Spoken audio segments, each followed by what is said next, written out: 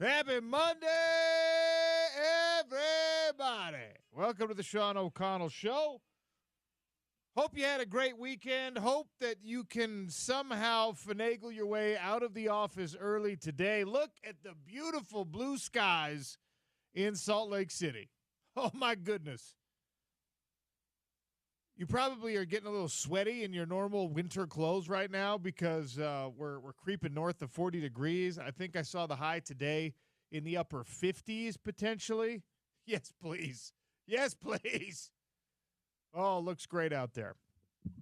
Make sure that while you're sneaking away for the long lunch, you keep it right here on ESPN 700 and 92.1 FM. The Sean O'Connell Show is brought to you today and every day by our friends at Les Schwab Tires.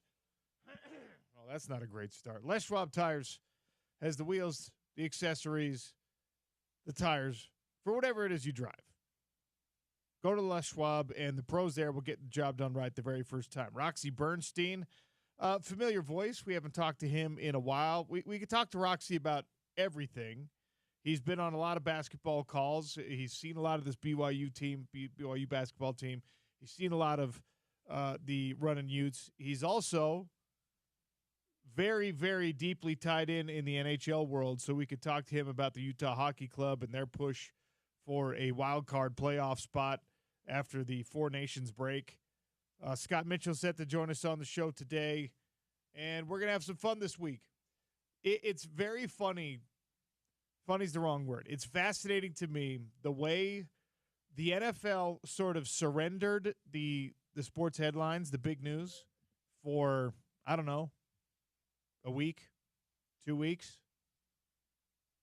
Just let everyone else let Four Nations have it for a minute. Let the NBA All-Star break have it for a minute. And then today, as the NFL scouting combine begins in Indianapolis, once again the NFL snatches the headlines back. And when you open your laptop and when you turn on your television, it is once again more NFL, which is a big reason why Major League Baseball and ESPN have decided to part ways, a big reason why the NBA gets so nervous about public perception and things like that. We are firmly in an off season. There's not going to be another snap of meaningful NFL football for 6 months, and yet your attention starts to drift back, or at least my attention starts to drift back to the NFL and the offseason storylines. I've got a couple of poll questions up in that regard today. As I said, the scouting combine begins, and we'll get to a lot of that. James Peterson is on the behind the glass. He's producing today. A clean-cut James Peterson. He is what's going on, James? Well, first off, it had been way too long between haircuts, as I'm wont to do. I procrastinate getting the haircut. Yeah.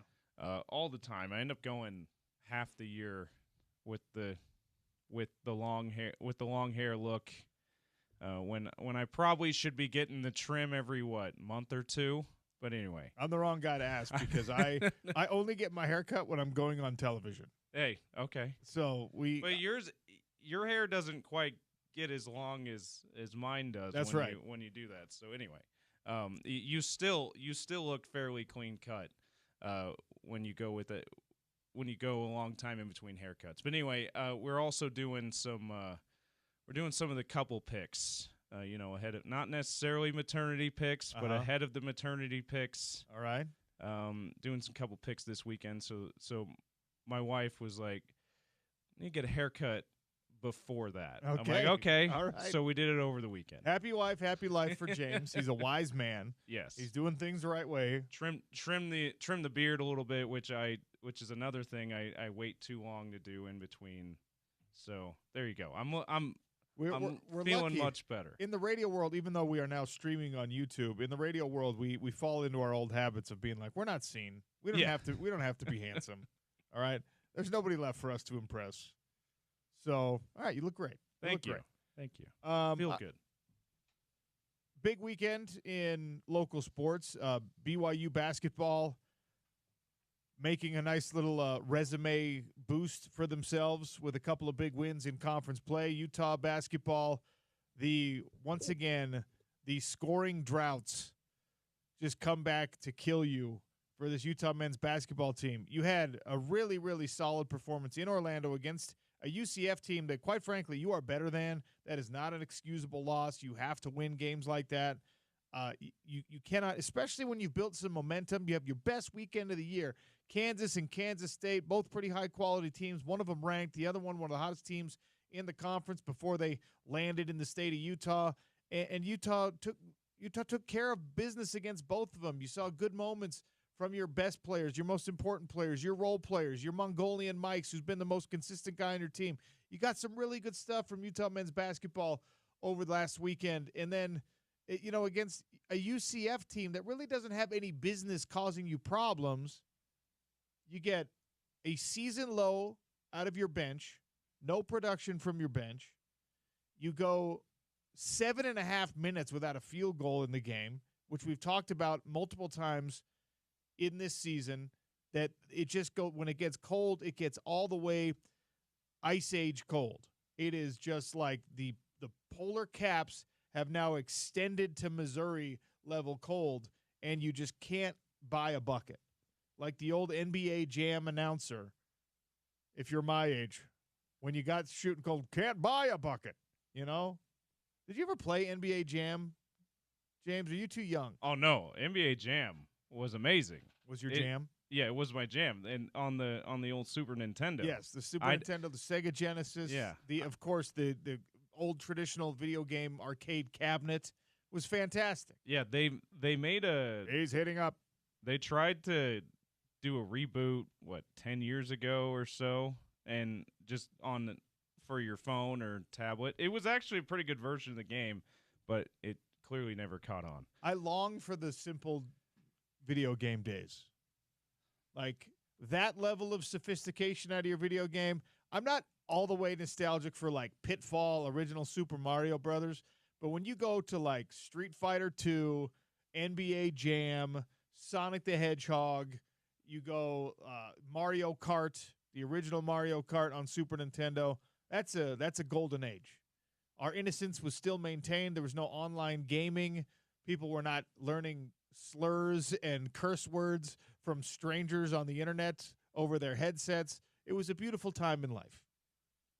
And that NBA Jam announcer, when you got cold trying to shoot with John Starks, because you only played with John Starks and Patrick Ewing when you were like me, you made the mistake of not just giving the ball to Ewing every time, and Starks would take a three and it'd brick.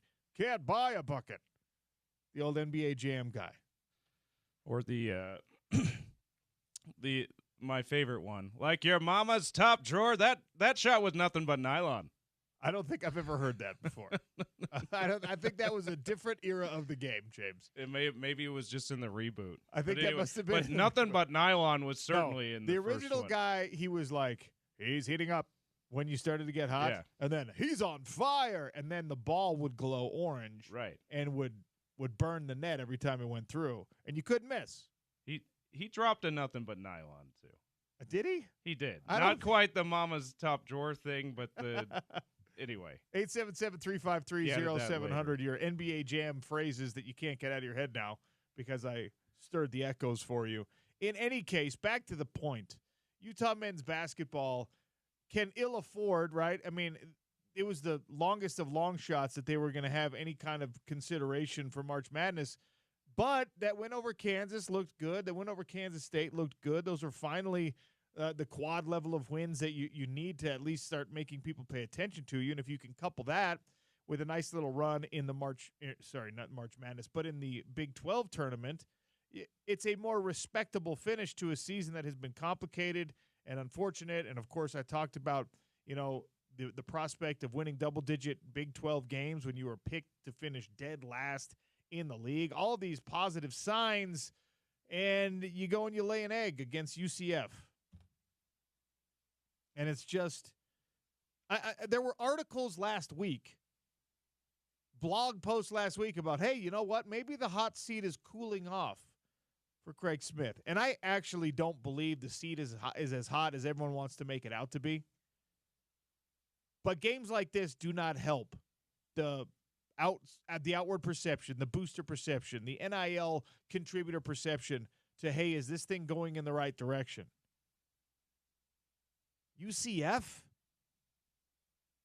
And unfortunately, if you're Utah basketball, you cannot operate in a vacuum. You don't get to operate in a Big 12 vacuum when you're watching this team and the frustration of no bench production magically and a really solid game from Mongolian Mike and from Gabe Madsen and from Ezra Asar.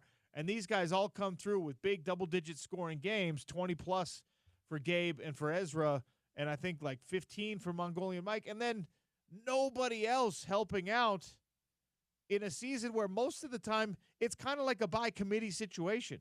You're not leaning heavily on stars for Utah men's basketball. And all this is happening, this frustration is happening while, unfortunately, your conference rival, your in-state rival, is putting together a string of great basketball and securing for themselves a top 25 ranking and leaning on the old cliche, as I do so often on this show, is playing its best basketball at the right time of year. All of that hurts if you're a Utah men's basketball fan because it feels so far away when you go and you lose a game like that against UCF on the road.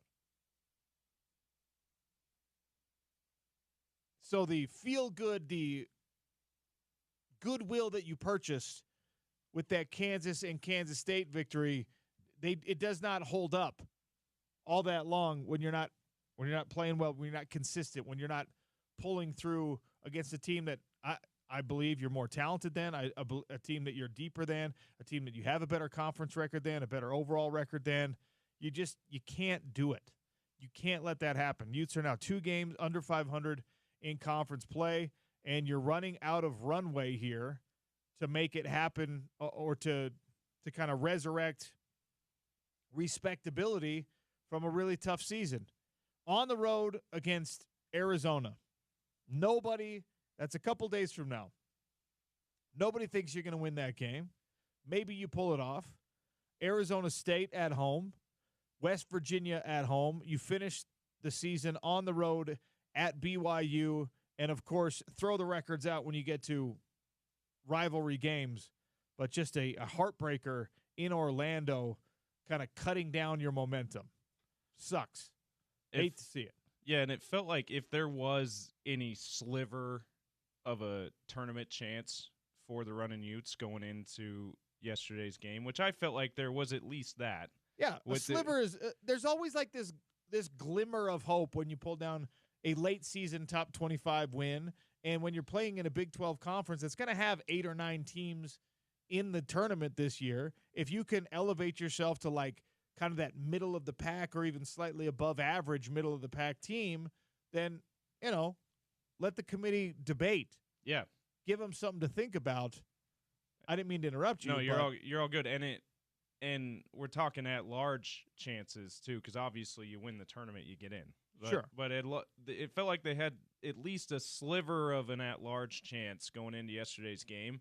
And UCF Utah is ahead of them, was ahead of them in the standings, in the Big 12 standings, and had just a slightly better overall record. So technically, you could say that UCF is a team that's at their level. Technically, Utah was just a little bit better than them going in. So that felt like they had to have that game. You have to have the games where you're at the level of your opponent, or they're worse than you, certainly. And so that's a pretty devastating loss, even though most people weren't even they've already given up on Utah's tournament chances. If they beat UCF, if they beat ASU, which is another really winnable game, West Virginia, a team that's at Utah's level or a little bit below them even, you win those games that you're supposed to win, all of a sudden you're 18-win team, and the other 2 games are really tough, obviously, at BYU to end the season. And I'm blanking on the Arizona one, who's obviously next, really yeah. good. So you may not win those 2 games, but you split those and you win the 3 that you're supposed to win. You're a 19-win team. 20 is usually about the line where you're an at-large team in the tournament. And you still have a chance to win a couple in conference tournaments. So, like I said, a lot of people had already given up on the Utes tournament chances, but they win 4 out of the last 5, which they still have a shot to do technically. It's much harder now with this loss at UCF. They are technically right about there on the at-large line. So this is a pretty devastating loss for their tournament chances. I mean, look, if you can get 3 of these last 4, if you can get 4 of these last 4, then we can change this conversation. But it felt like that was a significant blow dealt to your conference, or excuse me, to your NCAA tournament hopes. And yes, of course, you could make something crazy happen in the Big 12 tournament, but we're trying to be realists. Even though we are the home of the Utes, like the realistic perspective here is that even if you have a great tournament run,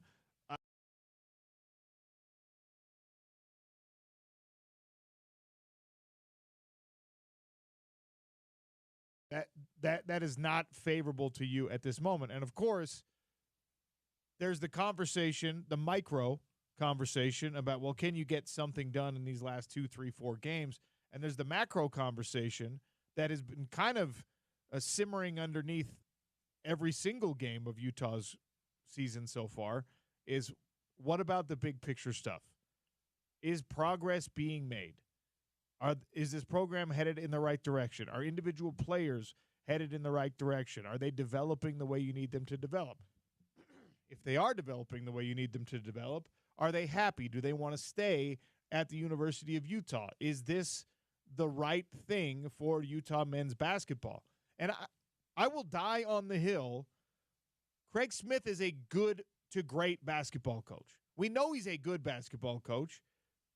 He can prove to us he's a great basketball coach by restoring the glory of Utah basketball to what it formerly was. He's also operating in a system now that is different even than all of his previous places, right?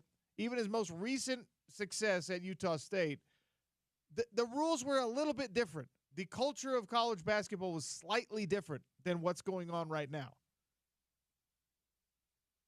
And, of course, the environment at the University of Utah is very football-centric at this moment, and it's not like the football situation is just coasting. That would change everything as well for Craig Smith, for the spending, the NIL availability, all that kind of stuff for Utah basketball is attached to what's going on with football too. If football was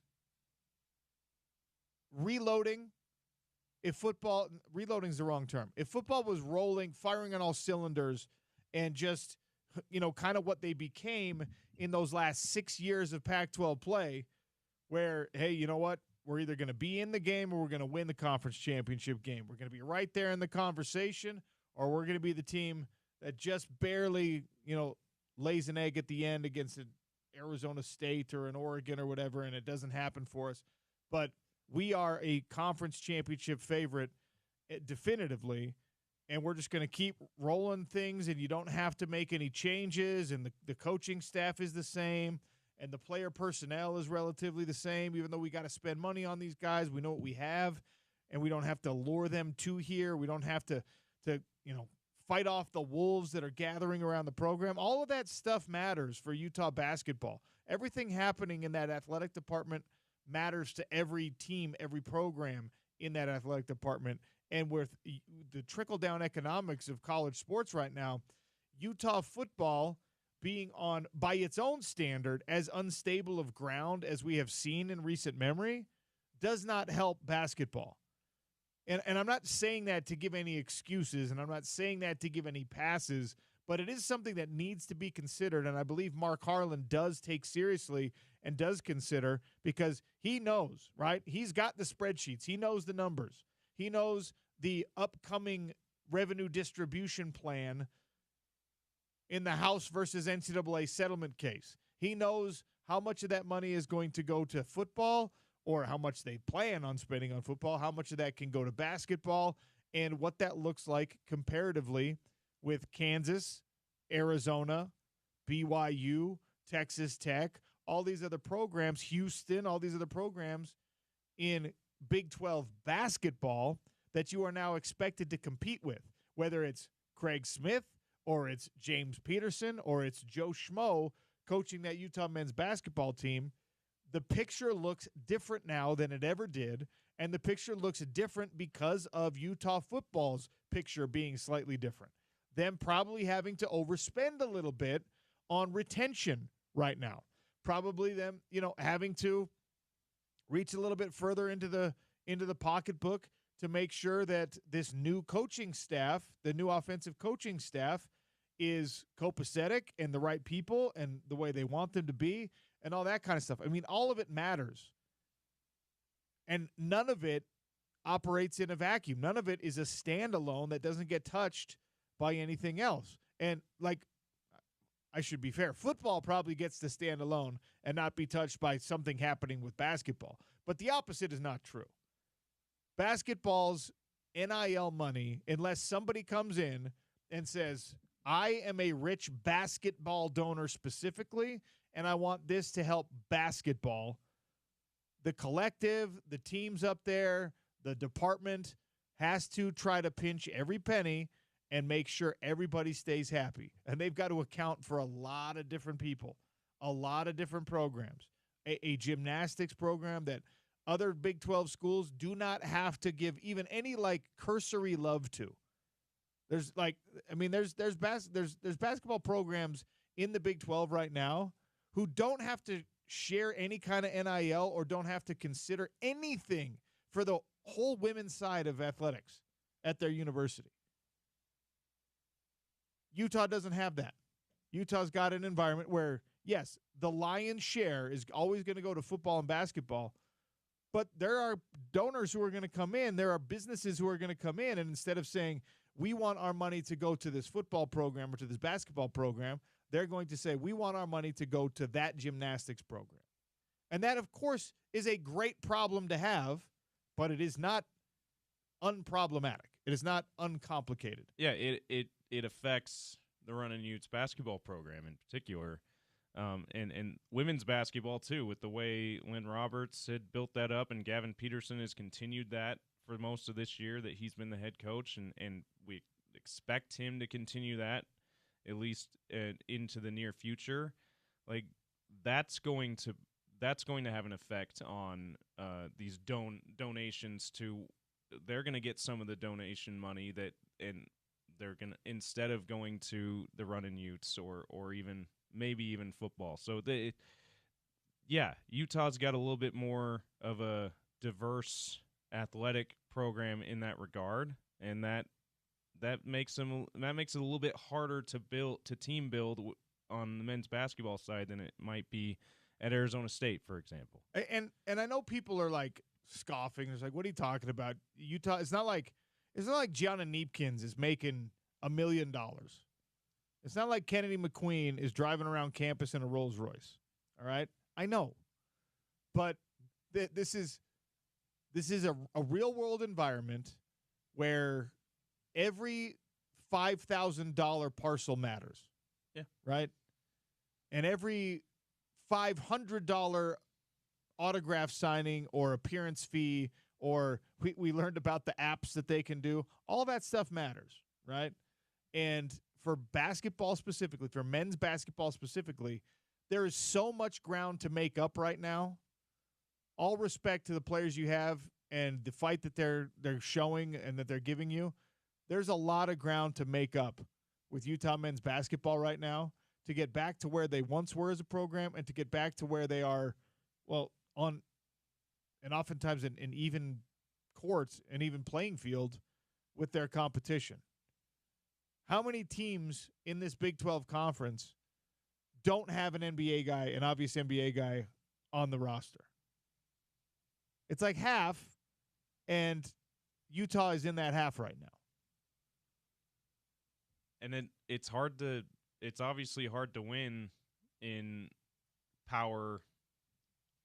It's kind of Power 5 in men's basketball, the major conferences, because Big East is one of the major conferences. Yep. But in major conference college basketball, it's hard to win when you don't have an obvious NBA guy or at least obvious pros, right?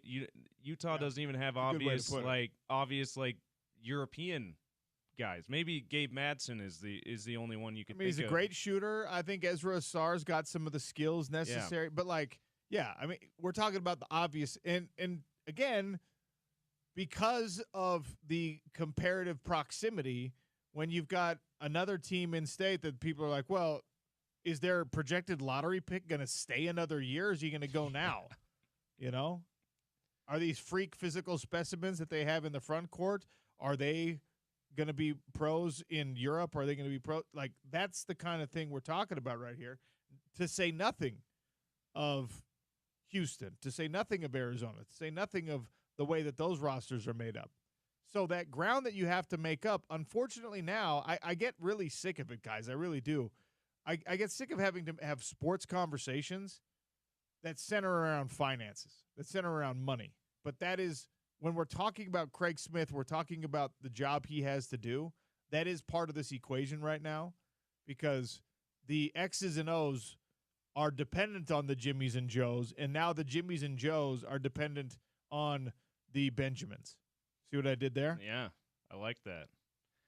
And listen, I really hope this isn't Craig Smith's last year. I hope that they give him a little bit more time, because I think he's a wonderful human being, but also I believe in him as a coach still. I just think that he and his staffs and his coaching staffs, because he's had guys in and out of his coaching staff a little bit. I think that they've had trouble recruiting good enough talent to win at the level that they want to win, make the NCAA tournament, and a lot of that has to do with what we're talking about, finances at this point. When he first got here to Utah, that wasn't as big a deal. The last 3-4 years, that's been the big deal when it comes to recruiting. So hopefully, I hope they give him some. I hope they give him some more time, because I think he can coach. He and the program need a little help when it comes to being able to recruit better talent that they're going to need to make the tournament, and not just one year, fairly consistently. All right, got to take a break. Sean O'Connell Show just getting started here on a Monday. Plenty left to get to on the show today, but we're going to talk some more college hoops and a little hockey with Roxy Bernstein, who joins us next. You're listening to Utah's #1 sports talk, ESPN 700, 92.1 FM.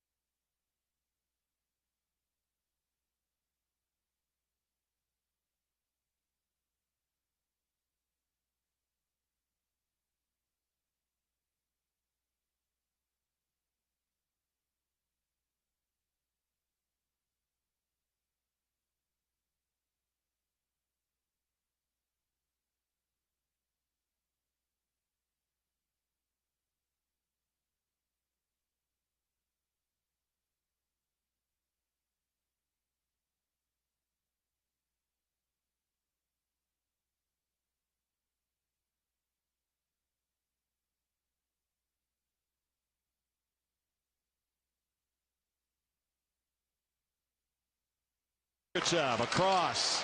Here's Schmaltz. Right to the front. They score! Dylan Gunther tipped in front. And it's a power play. Go ahead. Goal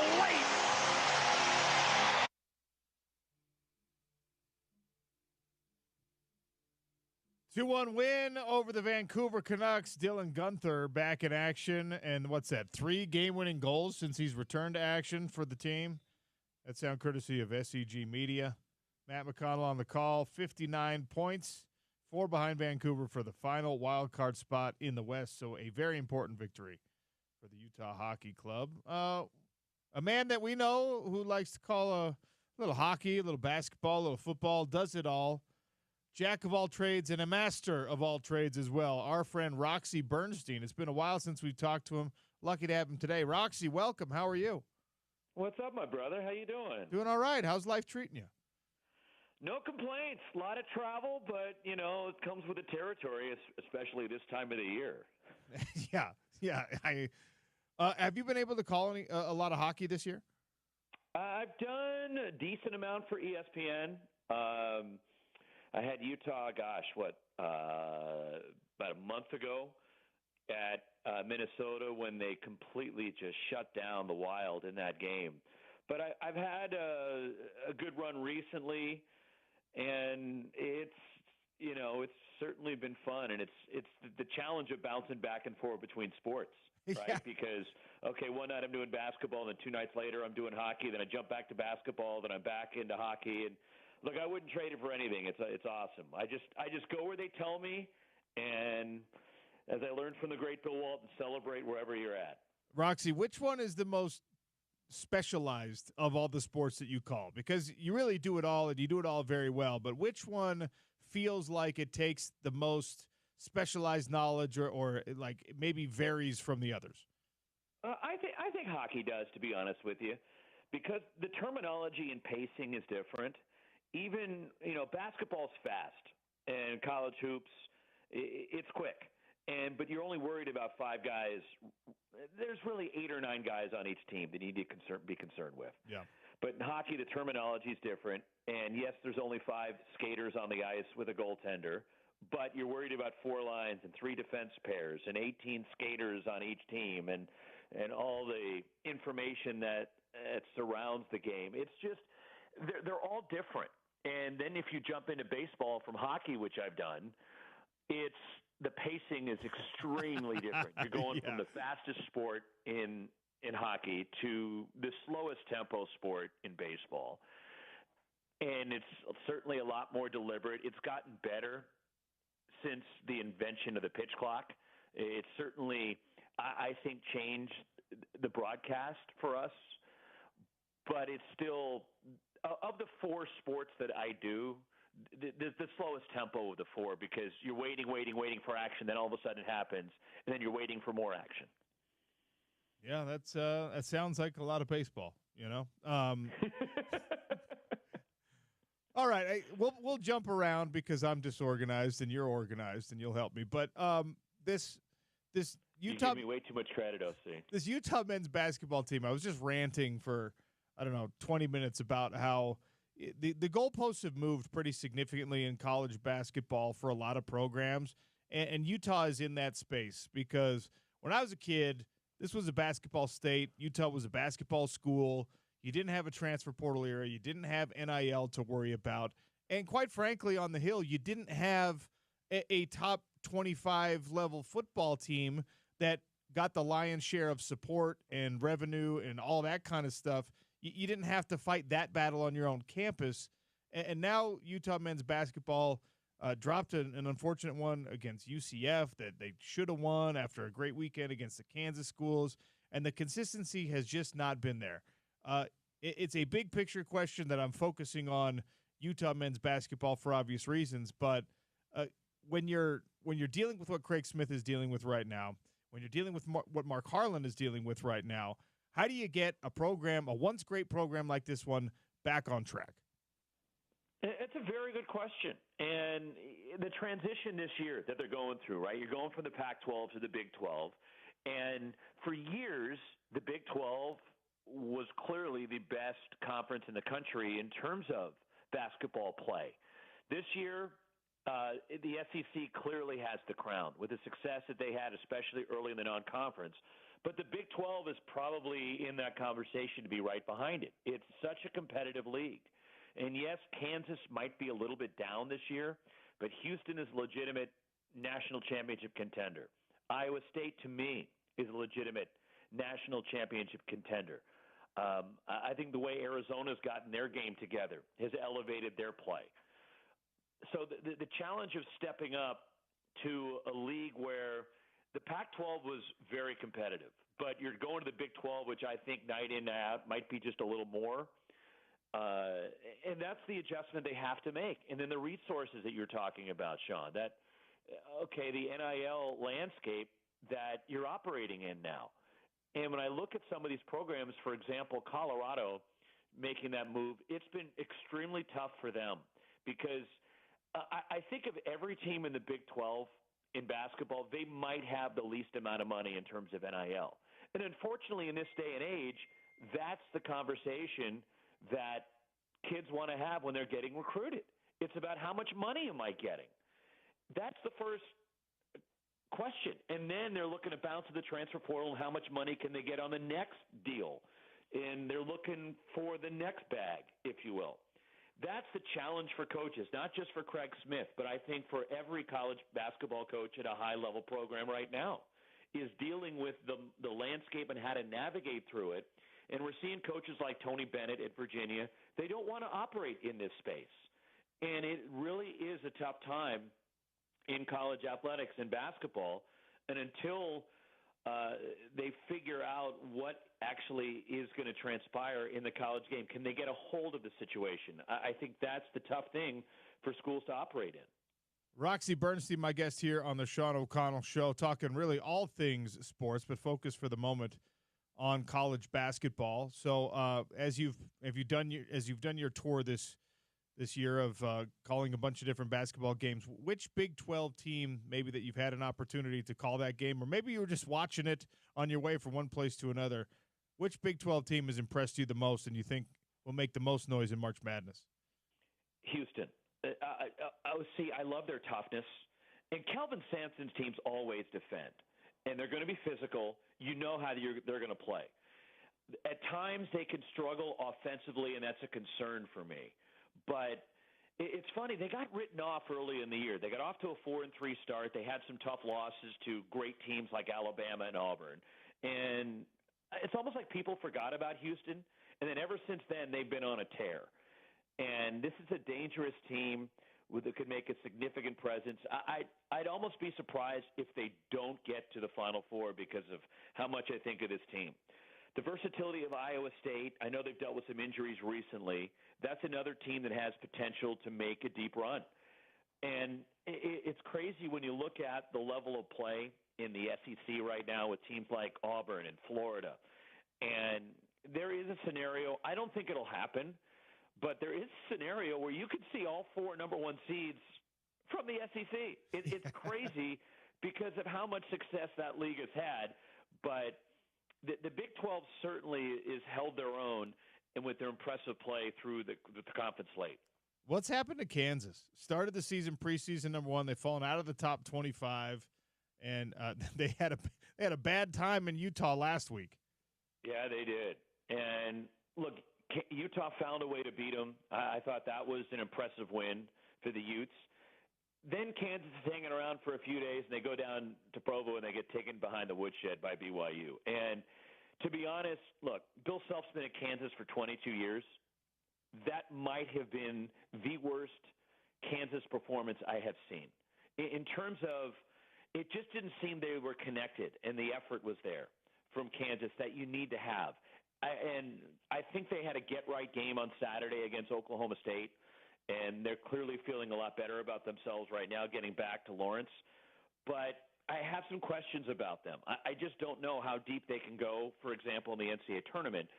I look at Kansas's roster, and year in, year out, Sean, you look at him and you go, okay, this guy's a pro, that guy's a pro. I look at the Kansas roster, and I don't know if I see a pro, to be honest with you. Hunter Dickinson's a terrific college player. and he's had a phenomenal career. He's one of the top scorers in rebounders we've ever seen. Now, granted, he's going to be playing 5 years between Michigan and Kansas, and he's one of a handful of players that's had 1,000 points at 2 different schools. But I don't know his prospects as far as the NBA goes. And that's a concern for me. When you look at Kansas, they paid some guys in the portal that just have not worked out. For example, like Storr coming in from Wisconsin. And it just seems like this is an off year for Bill Self in Kansas, and the talent level just isn't the same as we're expected or accustomed to seeing with a Kansas team. Roxy Bernstein for another minute or two before I let him go. This is not a Utah or a BYU or even a Big 12 question, but your pal Bill Walton was honored by UCLA with the little tie-dye warm-ups, and they got a win. What do you think of the tribute to Bill Walton by the Bruins?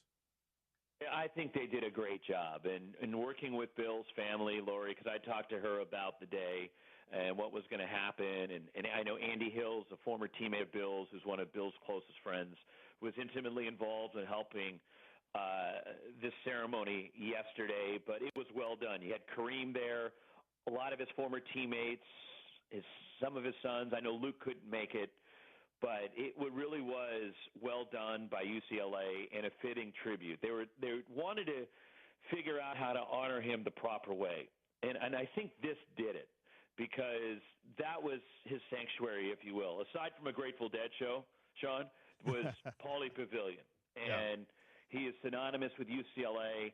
And it was great to see that halftime ceremony. There were snippets up on the video board there during the course of the game. They had a nice get-together for him after the game as well. Just an honor that he is so deserving of. And it's nice to see UCLA pay the proper respects to Bill because he deserved it. All right, before I let you go, Ron Rivera is headed back to your alma mater. How about that? And this is, he actually shouted out, he said, Bill Belichick made it cool to go back to school.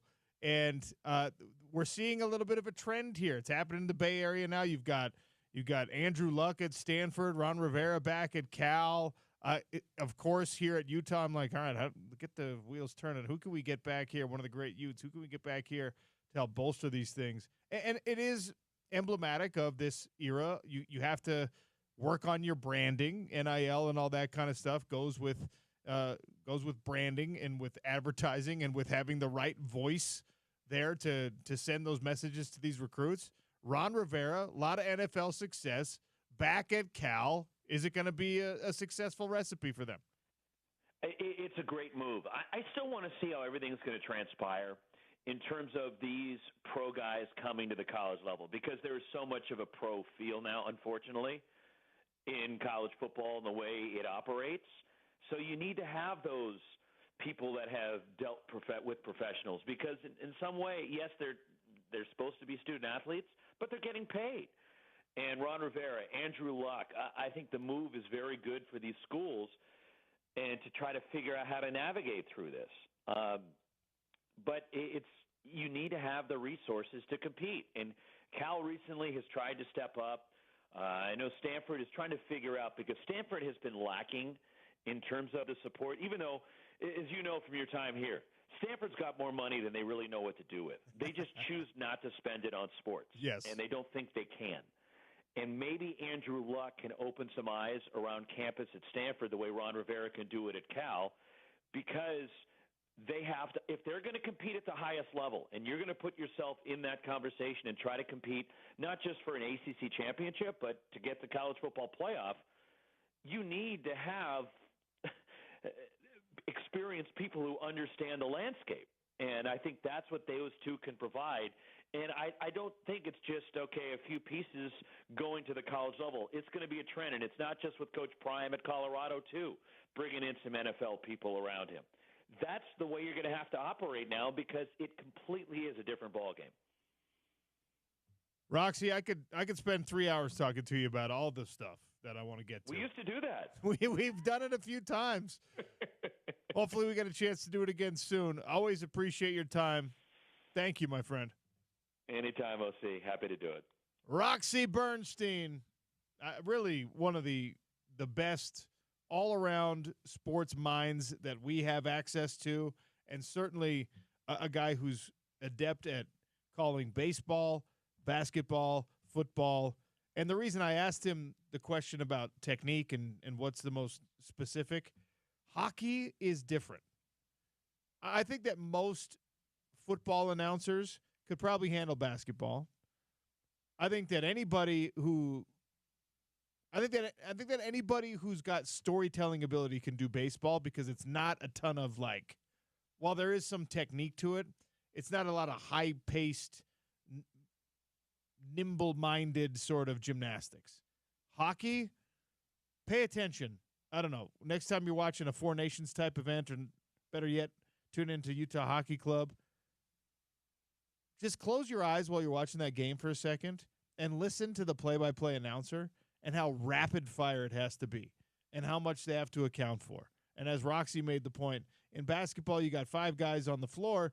In hockey, you got the 5 skaters, right? You got your goaltender. But in basketball, there's a timeout, and then you get substitutions. In hockey, it's like, oh, and there's a whole new mix of players on the ice. There's now 10 new guys out there that I have to tell you who they are. And I better know their names, and I better know their numbers. And a lot of them are Russians and Eastern Europeans or weird Canadians. Yeah. Yeah, the puck crosses the blue line or the center red line, and it's a line change. Just like that. So, yeah, absolutely. I often think of defending that, too. Just how hard just thinking of the players on the ice, how hard that probably is to defend that. I mean, they're used to it because they grew up playing this, but just objectively, it's got to be difficult to defend a whole group of guys just, hey, new guys on the ice, and we got to adjust to that as the puck's in play. You know what would happen to me, James? I would eat it coming over the boards and lose picturing it and lose 2 seconds trying to get back to balance or whatever, and the other team would take advantage of my clumsiness and score a goal, and I would be off the team. Or coach would be like, you know what, come back. Yeah, you know what? As soon as you stand up, come back. It's like that. It's like that Matthew Tkachuk 5-second shift he skated the other night because his groin was hurt. Yeah, just got on the ice. Oh, this isn't working. Just go back. That would be And it's going back to the differences between the different sports is play by play. I got to think baseball's got to be hard for a different reason. For sure, because of the amount of information you have to have on hand. The prep is probably harder takes more time because you have to make sure that you have stories, you have to have information about every player and each coach and manager for all the downtime, for all the time there is an action. And then you get a rain delay. Yeah. So I think maybe not as much technical knowledge, and that's the question you asked Roxy, which is why he went with hockey. But I would think that baseball's got to be one of the harder ones to call, too, because all the time you have to fill. Pitch identification for a baseball announcer, I don't know how they do it. Yeah, I had to call, or I had the opportunity to call a high school state tournament baseball game, and that is not, I can't identify pitches, right? Like that, there's no way. So I asked some guys who have called enough baseball games and who are into baseball and seem to be able to do that. And I'm like, how do you do that? Because I can't tell that's a curveball or versus a changeup or a slider, curveball to slider especially. Like I just can tell it's moving and it's slow. I'd be faking it so hard. Yeah, I mean off speed. Yeah, so that breaking ball. Yeah, that was the advice I got. Just like if you can tell it's a fastball versus a breaking ball or an off-speed pitch. So don't say it's a curveball, don't say it's a slider, just say fastball, off-speed, or breaking ball. And I'm like, okay, I can do that. And then you maybe like if you're on like a national game, you get the replay. Yeah. And you're like, aha, okay. So in the moment you say, breaking ball. Yeah, and then. Oh, yeah, that was a nice little wicked slider. Look at that. Wicked slider. Anyway, big thanks to Roxy Bernstein. It's really fascinating. He's great. And he shifts, he just puts on a different hat. He shifts gears so successfully. Like he said, sometimes basketball, 2 nights later, hockey, and now you sprinkle in some baseball. Yikes. All right, NFL Combine is starting. And one prominent player, probably the most prominent player showing up in Indianapolis, not even going to work out. I'll tell you why next on the Sean O'Connell Show. ESPN 700, 92.1 FM.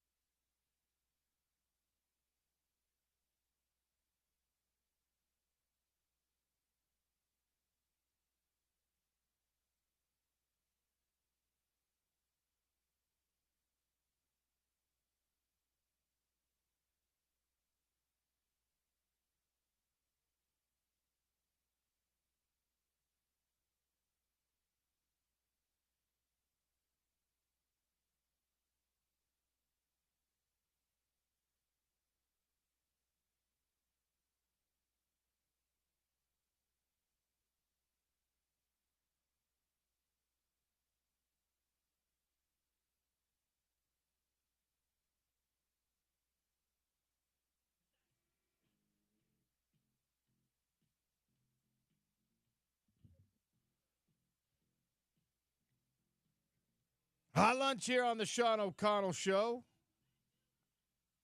Scott Mitchell going to join us in a few minutes. We'll talk about the NFL scouting combine, some quarterback decisions that need to be made around the league. If you have yet to catch a Running Utes home game, you're running out of opportunities. Text Utes to 33986 now for a chance to win a pair of tickets. The next home game is Saturday, March 1st against Arizona State. Tickets are also available at utahtickets.com. NFL Combine starting this week. My favorite non-sporting event, non-competitive sporting event, although the participants might correct me and say it's actually quite competitive. In any case, it helps you to gauge what you think you know about certain players, what you think you know about performance in the NFL and what it takes to excel as a truly elite level athlete. These guys are, most of them, barely even human with their abilities. It's really fascinating to watch that on display in Indianapolis with the Underwear Olympics, as we like to call them. Shedeur Sanders is going to be one of the most talked about guys in Indianapolis. He is not going to work out. He's not going to throw. He's not going to do any of the athletic testing. And this has become very, very normal for the top quarterbacks in a draft. He, of course, also benefits from his dad being an NFL player and one of the all-time NFL greats and kind of knowing how decisions are made and also being able to call pretty much every NFL GM and get on the phone and be like, hey, what are we looking for?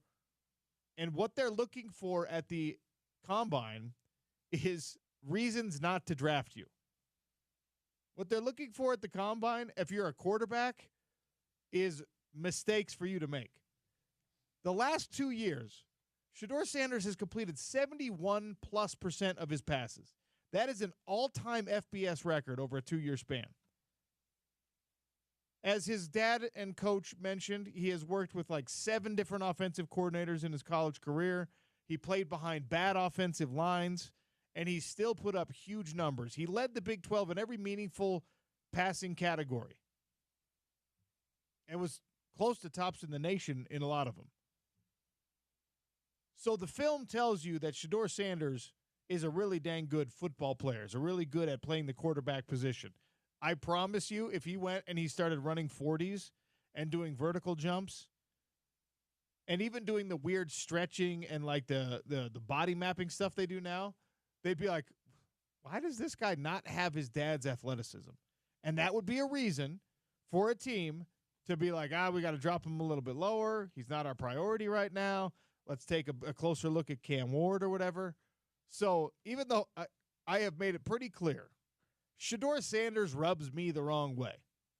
I think that the blind spot Deion has for his kids has allowed at least a couple of his kids to grow up to be dudes that I just don't want to be around. He's still going to be a multi-millionaire sometime in April. He's still going to have a long NFL career. He's still a really dang good football player. He's just going to go interview, but he's doing the right thing by not working out. Caleb Williams didn't do it.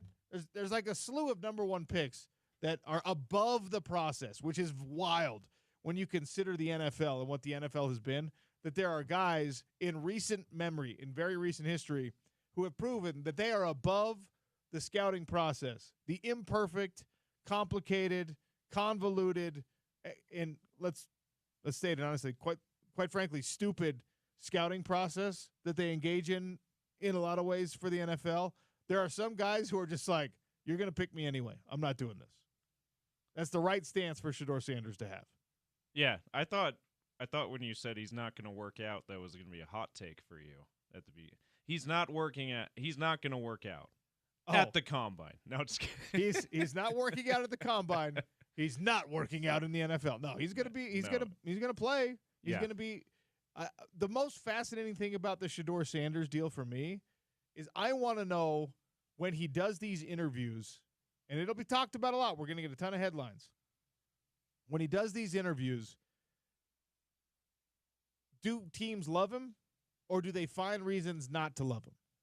I think they're going to love him. I think he's, from a football standpoint, I think he's that dude. I don't think he's the guy that if you want, like, if you're a college player, that you want him on your team. I think he's kind of a, like, or maybe that's unfair. I think he's just the wrong guy if you're in my position, if you're media, if you're somebody that's trying to get a little access. I think that's probably why I don't like him, because he just is the most arrogant dude we've ever seen. Yeah. And he's just like, has he earned that? I guess by being a great college player, you've kind of earned that, I guess. And by being rich, because that's what the rules allow at this point, I guess, maybe. But there are so many examples, even guys on his own team that are like his best friends, that are not that way, do not convey themselves that way, do not carry themselves that way, do not highlight the watch that he's wearing instead of the football plays that he's like. The dude is an amazing football player, and what he wants to tell you about is how he's a good rapper and that he wears fancy watches and drives a nice car. Yeah, how much money he has because of NIL. Dude, just like, it's off-putting. How about you just show us that you're one of the best players in America? That's what's going to get you admiration. But again, it's a disconnect. I'm an old man now yelling at clouds, so it's fine. Yeah, and another reason it's probably good that he's not working out at the combine is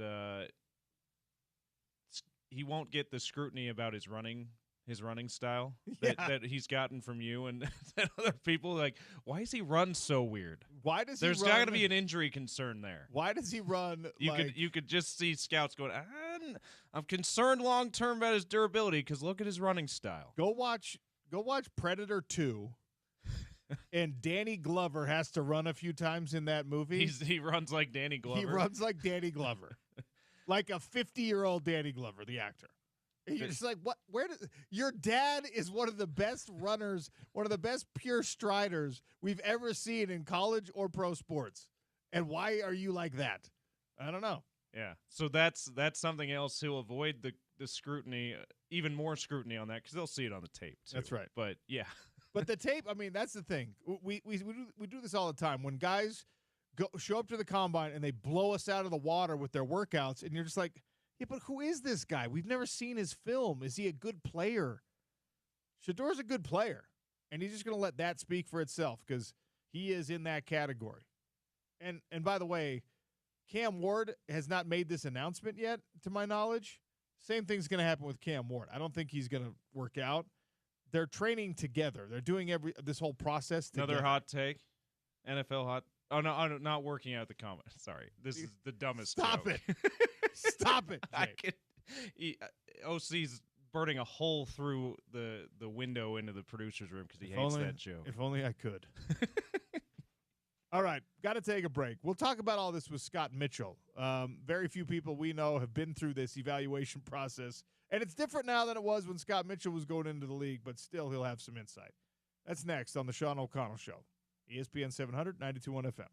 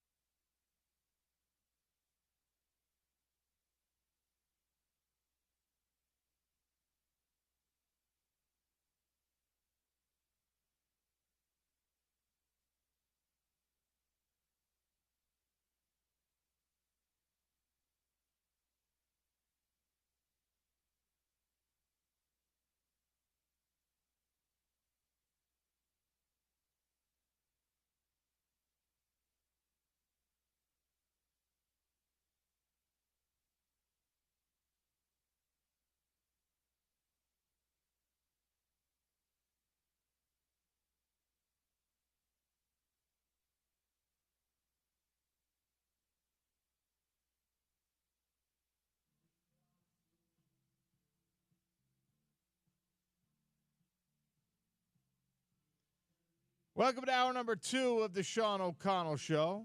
Scott Mitchell, Utah football legend, NFL veteran, joins us. Of course, he's also now the lead-in to this show, the host of Down and Dirty with Scott Mitchell on ESPN 700, 92.1 FM. Scott, welcome. How are you? Oh, doing great. It's Monday. I'm alive. I'm vertical. I'm on with you. It just doesn't get better, Sean. That's all you need in your life, Scott. An opportunity to speak with me, and then you're content. I love that. We were just talking about Shedeur Sanders and his decision not to work out at the NFL Scouting Combine, which of course begins this week. Quarterbacks are reporting tomorrow, and they go through that whole evaluation process.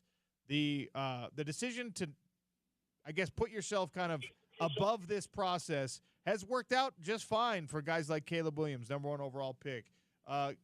There's individuals who just don't have to do this. Is this the right call for Shedeur Sanders? I think the perception of the combine is that it's like, it's your workout, it's your audition, it's that moment that's going to make or break your career. And these scouts and the way the players are evaluated look at it as a moment. They kind of want to see more of how you throw in a game situation. They have a lot of tape on Shedeur Sanders, so it's not like they can't get some sense of what he can do. There will be a time, I'm sure, when you have personal workouts that you throw. The combine's kind of hard because you're with a bunch of guys you haven't really worked with. You haven't worked with them at all, quite frankly, and so being able to, it's not a really good assessment of your abilities. Pro days typically are a better evaluation of how you throw. Can you really hurt yourself at the combine throwing? Yeah, probably not. Maybe a little bit. If there's some question marks, maybe you could either add to those question marks or not. But a lot of people know what they think and how they feel about Shedeur Sanders. So I don't know that him throwing or not is going to matter. You're right in that there've been a lot of guys that have had success with my year, 1990, Jeff George was the number 1 pick in the draft, and he didn't throw at the combine, and so I don't think it matters. The real genesis of the combine was just to get everyone together so these players didn't have to go to each individual team and do this, and so it was trying to consolidate the evaluation process, and it was more for your physical side, like your physicals and some of the tests they run and the evaluations they do on players. And for that, it's awesome, which is why he's there and he's doing all that stuff. But throwing, a lot of people are a lot of evaluators are kind of almost like, I don't know that we need the combine, quite frankly. What was your most impressive measurable when you were getting evaluated by scouts, besides your extreme height and your arm strength? When you're talking about the vertical, the broad, the short shuttle, the 40, all that stuff. What was your best? What was your most impressive? I think people, because I'm so tall, they think, he's, and for whatever reason, I have no idea. Michael Jordan's my height, so it's not like I'm this gangly whatever. And it was my athleticism, I think, that really surprised a lot of people. My combine time, which I didn't practice or train for, and it was outside, was a 4.71, and that really surprised people, actually, that I wasn't slow. If you remember Tom Brady's, almost 6-second 40-yard dash, which is a great example to you of, and there are just certain positions, it doesn't really matter. The wide receiver position, maybe the defensive back position, where speed is everything in the NFL. So, and it's not necessarily speed. It's like football speed, but everybody can run in the NFL, and if you can't, you're just not going to make it. And so that's a really key measurable at the draft. But it's also like getting from one spot to the next, and who does that the quickest. And they don't really measure those things at the combine. The combine is just it's like who's strong and who's fast and who's athletic. It's not who can play football. Tom Brady, by the way, 5.28 in the 40, and then when he was 46 years old, he ran the 40 again and ran a 5.18. So nice. He shaved some time off. Tom Brady he's aging in reverse. It's a very strange phenomenon. I will tell you, when I went to the combine, I felt like Jim Carrey in Ace Ventura when he's in the shower crying and just trying to wash off all of the shame and humiliation, because that's really what the combine felt like. It was just I've never been poked and prodded and paraded in such an inhumane fashion as I was at the comp. You're just cattle. They're just hurting you through, and they just next. Scott Mitchell objectified back in 1990. Still not over it. On the Sean O'Connell Show, we're talking with the Utah football legend, who obviously spent a lot of time in the NFL as well. There's some other questions floating around today. The 49ers have decided or made it public. They're committed to re-signing Brock Purdy.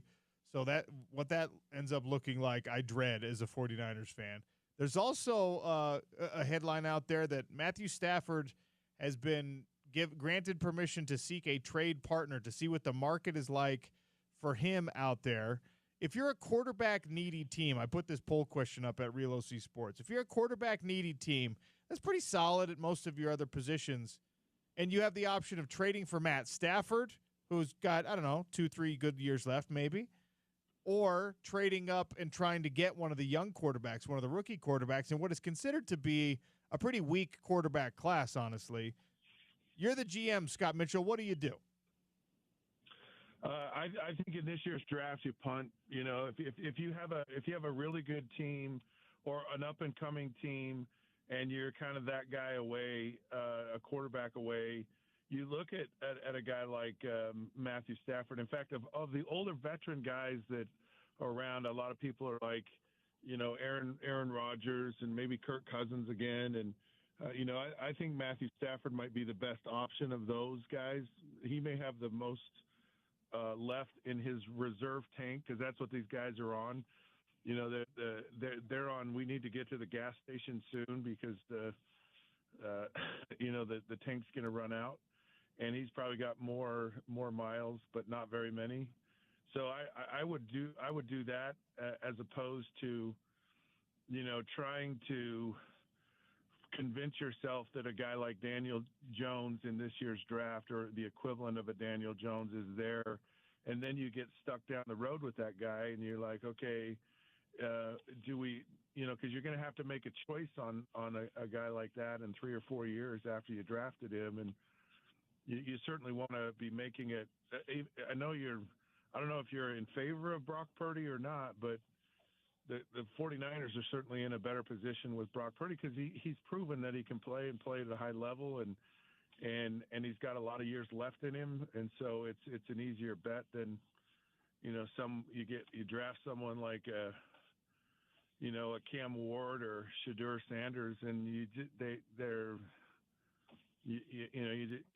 just good enough to kind of put you in handcuffs with things, and so it's a tough choice. And I just think with the draft this year, I'm not a huge fan of the quarterbacks in the draft, and at least this year. And so if I'm that team, I'm going to just punt and see what just short-term fix, and then see what happens in a year or so. So the Brock Purdy thing is fascinating to me, especially because I'm a 49er fan, because at his best, he was one of the more efficient quarterbacks in the entire NFL. I don't know that he ever really made the big play, the game extending play, the wow play that got the 49ers over the hump. He was on the best roster in the NFL 2 years ago, and it didn't work out this past year, and he was banged up, and everyone on that roster was banged up.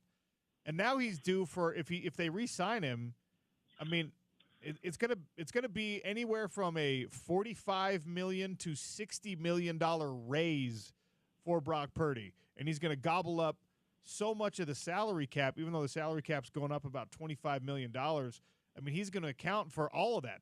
The salary cap doesn't go up for the Niners if they re-sign Brock Purdy, because all of it goes to him. And of course, now you look at everyone else they got on the roster. They're probably going to lose the Debo salary, but they're on the hook with Brandon Ayuk, one of the highest paid wideouts, George Kittle, Trent Williams if he wants to come back, Fred Warner, Bosa. You've got all these high paid starters. You can't really have a ton of depth because of how much those guys are paid. And now you're going to dump a bunch of money into Brock Purdy. I know it's the most important position on the field, but I don't know how you make it work, Scott. Well, you don't. I don't think you ever make it work, and at least completely. I mean, no team gets everything they want, and that's the savvy GM. You find some gems with your role players that really develop and find ways to develop those guys. Find guys under rocks, and that's where a really good scouting, a really good coaching staff helps you to develop players, find players, but also find players that fit with what you do. And I think there's some organizations that are really good at it. I think the Baltimore Ravens have been one of the best teams at doing that. The Patriots, when they were really good at that. And you have to really ask yourself a question. If you're the quarterback, how much money is really enough, and do I get all of mine and then I'm on a crappy team? Because I'll just tell you, getting beat up in the NFL and losing is about the most unpleasant thing you could go through in your entire life. And you can have all the money in the world, but when you're young and you have this opportunity to play in this sport and to play it at a high level and to play on winning teams, you might strongly ask yourself, how much money really is enough, and is there a way that I could structure this that's cap friendly to the rest of the team, and maybe I take a little less and it helps out, or maybe they extend the contract out or put more money in bonus, whatever, to maximize the chances of this team. And I don't know that those conversations always happen, because agents want to tout their horn that I got look how much money I got for my guy, and a player wants to go, I need to be paid, comparable to my position and my value, and so everyone's ego kind of gets in the way. But if you're smart enough about it, and there's so much money today, I mean, really, I don't know that it's a completely hard decision as a player to say, maybe I'll take a little less money right now and save it for some other guys. From a goodwill perspective, from being a team guy and creating a healthy culture in the locker room, it certainly would go a long way. Are you sold on Sam Darnold after the year he had with the Vikings?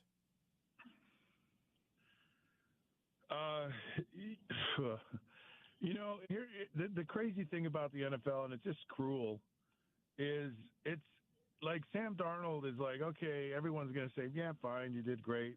And he did phenomenal. Anytime anybody can do an amazing job in the NFL, that always impresses me. There's nothing about it doesn't impress me, but the NFL says, okay, let's see what you're going to do this year. Let's see if you can do it again this year. And, it's like, fine, you did it, but can you do it again?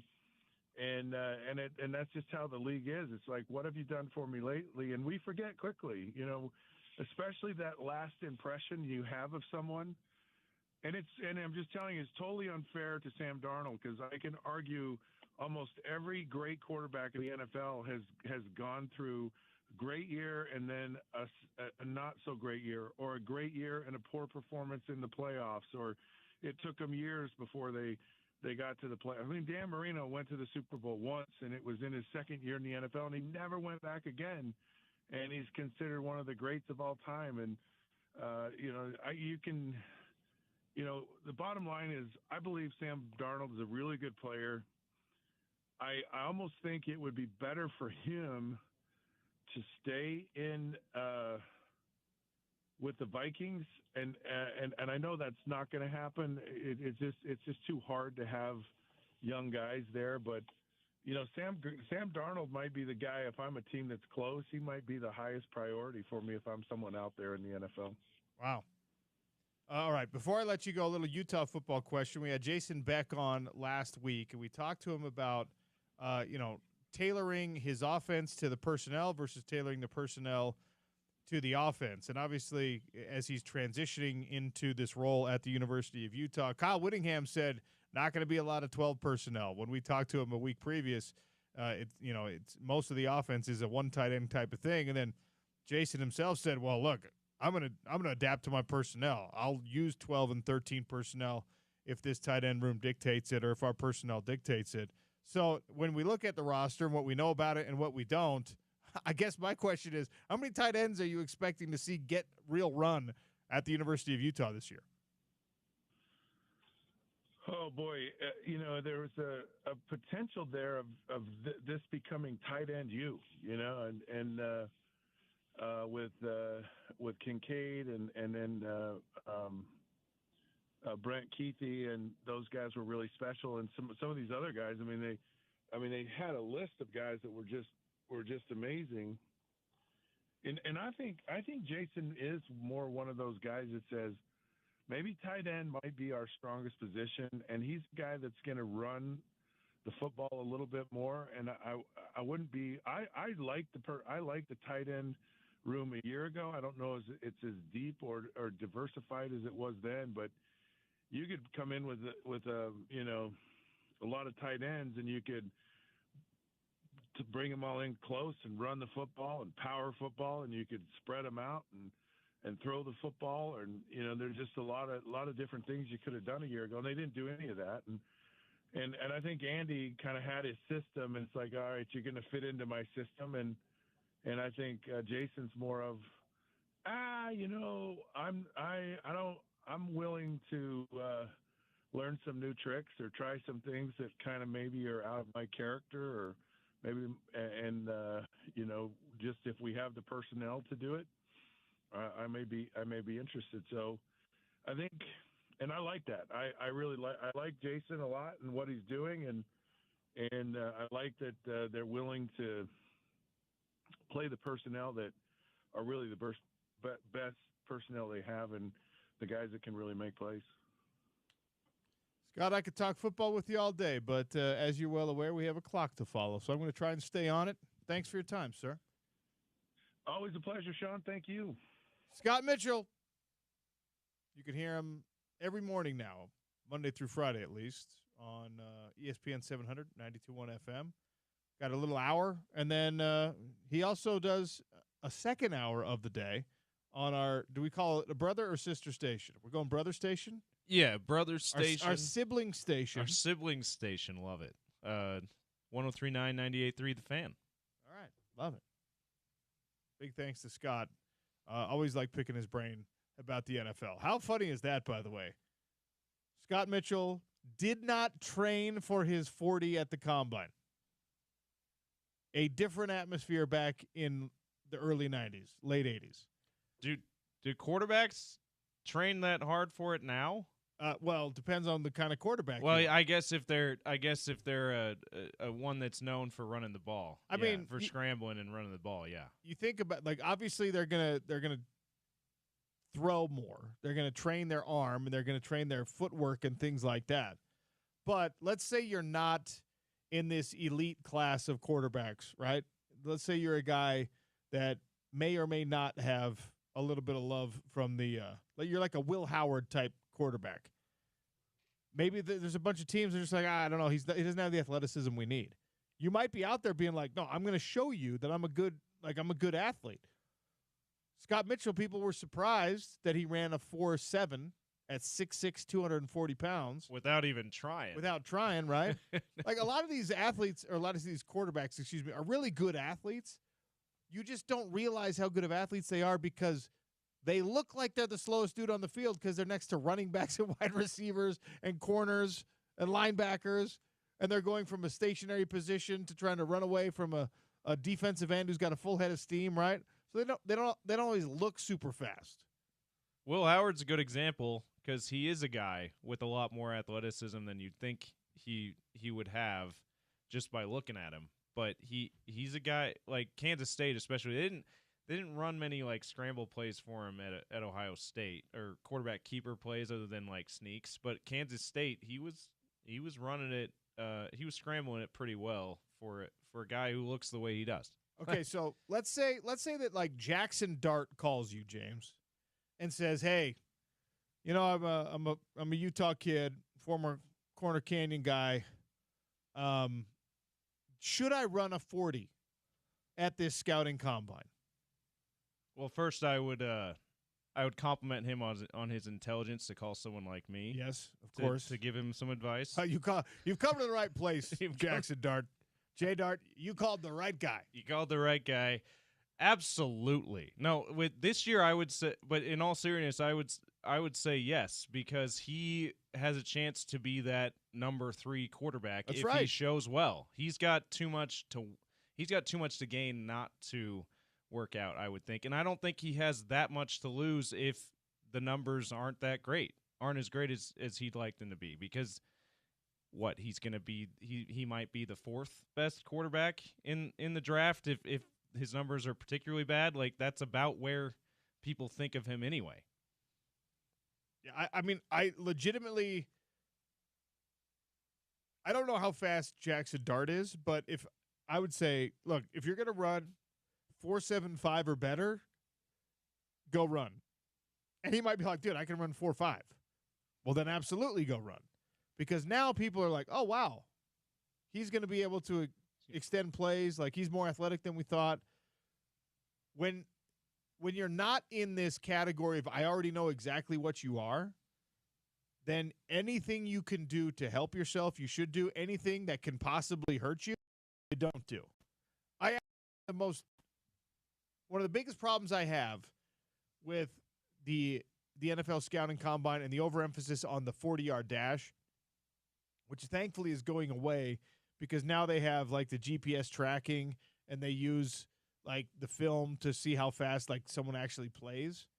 But I remember this. I will remember this till the day I die. Gianni Paul is one of the best linebackers we have ever seen play in college football at the University of Utah. Just an unbelievable player, right? Went to the scouting combine. He ran 40. He should not have run 40s. He ran like a 5 flat or a 5.1. Should just have said, no, I'm not running. Because then teams are going to be like, well, how fast is he? He must not be that fast. And then they're going to have to watch the tape, and they're going to be like, all right, well, maybe he's not that fast, but look how good he is, right? Instead, they looked at it and they said, this kid ran a 5.1 as a linebacker. Don't want him. End of story. And that's not the right way to evaluate it, but it's also not the right decision to make for yourself. You know if you're out of shape. You know if your leg hurts. You know if whatever is going to affect your performance.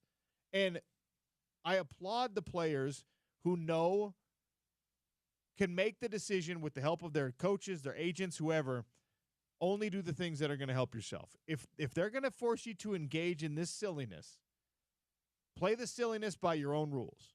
Don't do things that can hurt your eligibility, or your eligibility is the wrong word. That can hurt their perception of you. Don't do anything. It drives me nuts that guys do it. That guys go out there and they run a 40 at a position that's supposed to be fast, and you're just like, well, why'd you do that? A question mark about your speed is much better than confirmation that you're not fast. What's the Mark Twain saying? Yeah. Better to have someone think you're a fool than to open your mouth and remove all doubt or whatever. Yeah. So, like, yes, they might, just what you said, they might think you look, they might have a suspicion that you might be a little bit too slow to be an NFL whatever position.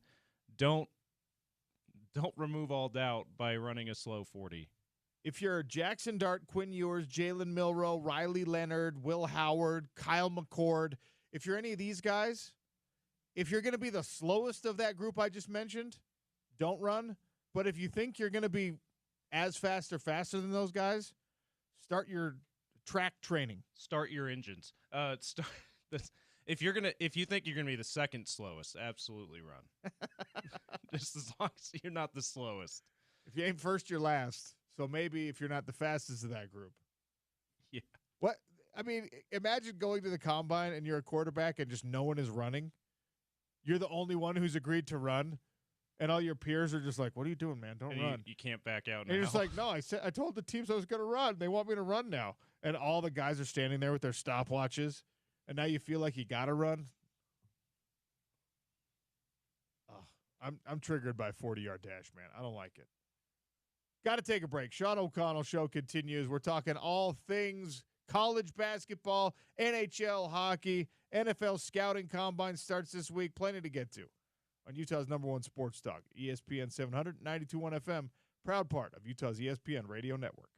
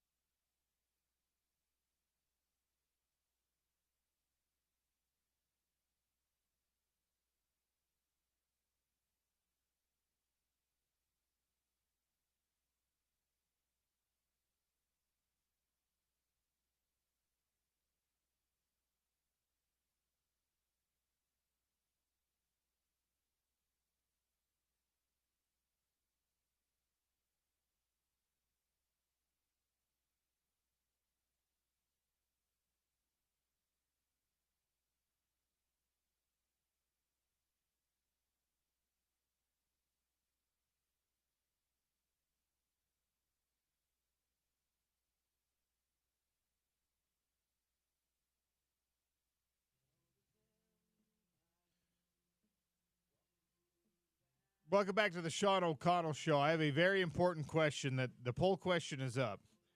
By the way, James, I don't know if it's a good or a bad thing that when I ask poll questions on Twitter that have absolutely nothing to do with sports, they get double the response of any of the sports questions I ask. Either I'm very bad at generating sports questions or I'm just good at generating weird life questions. Or both. I guess both could be true. 877-353-0700 if you'd like to weigh in this way. This is a very important question. And then in 10 minutes, we're going to get to an NBA tank race update for the Utah Jazz.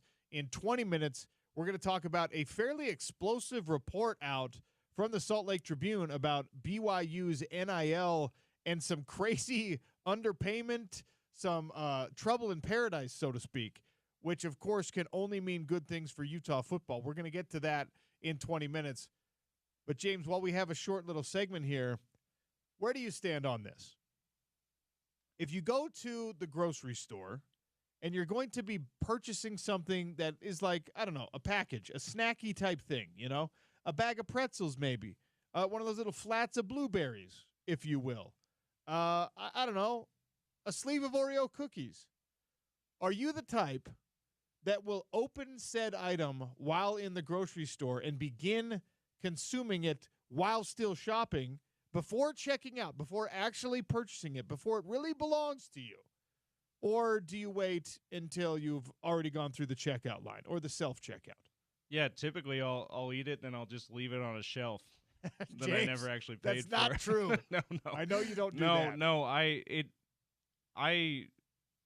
would say I rarely do that. It depends on how hungry I am. If I break the cardinal rule and shop hungry, which is a cardinal rule for me, never shop hungry, because then you end up buying way too much stuff. Just go to Costco and get the samples. Right. All right, it'll be fine. But if I do that and I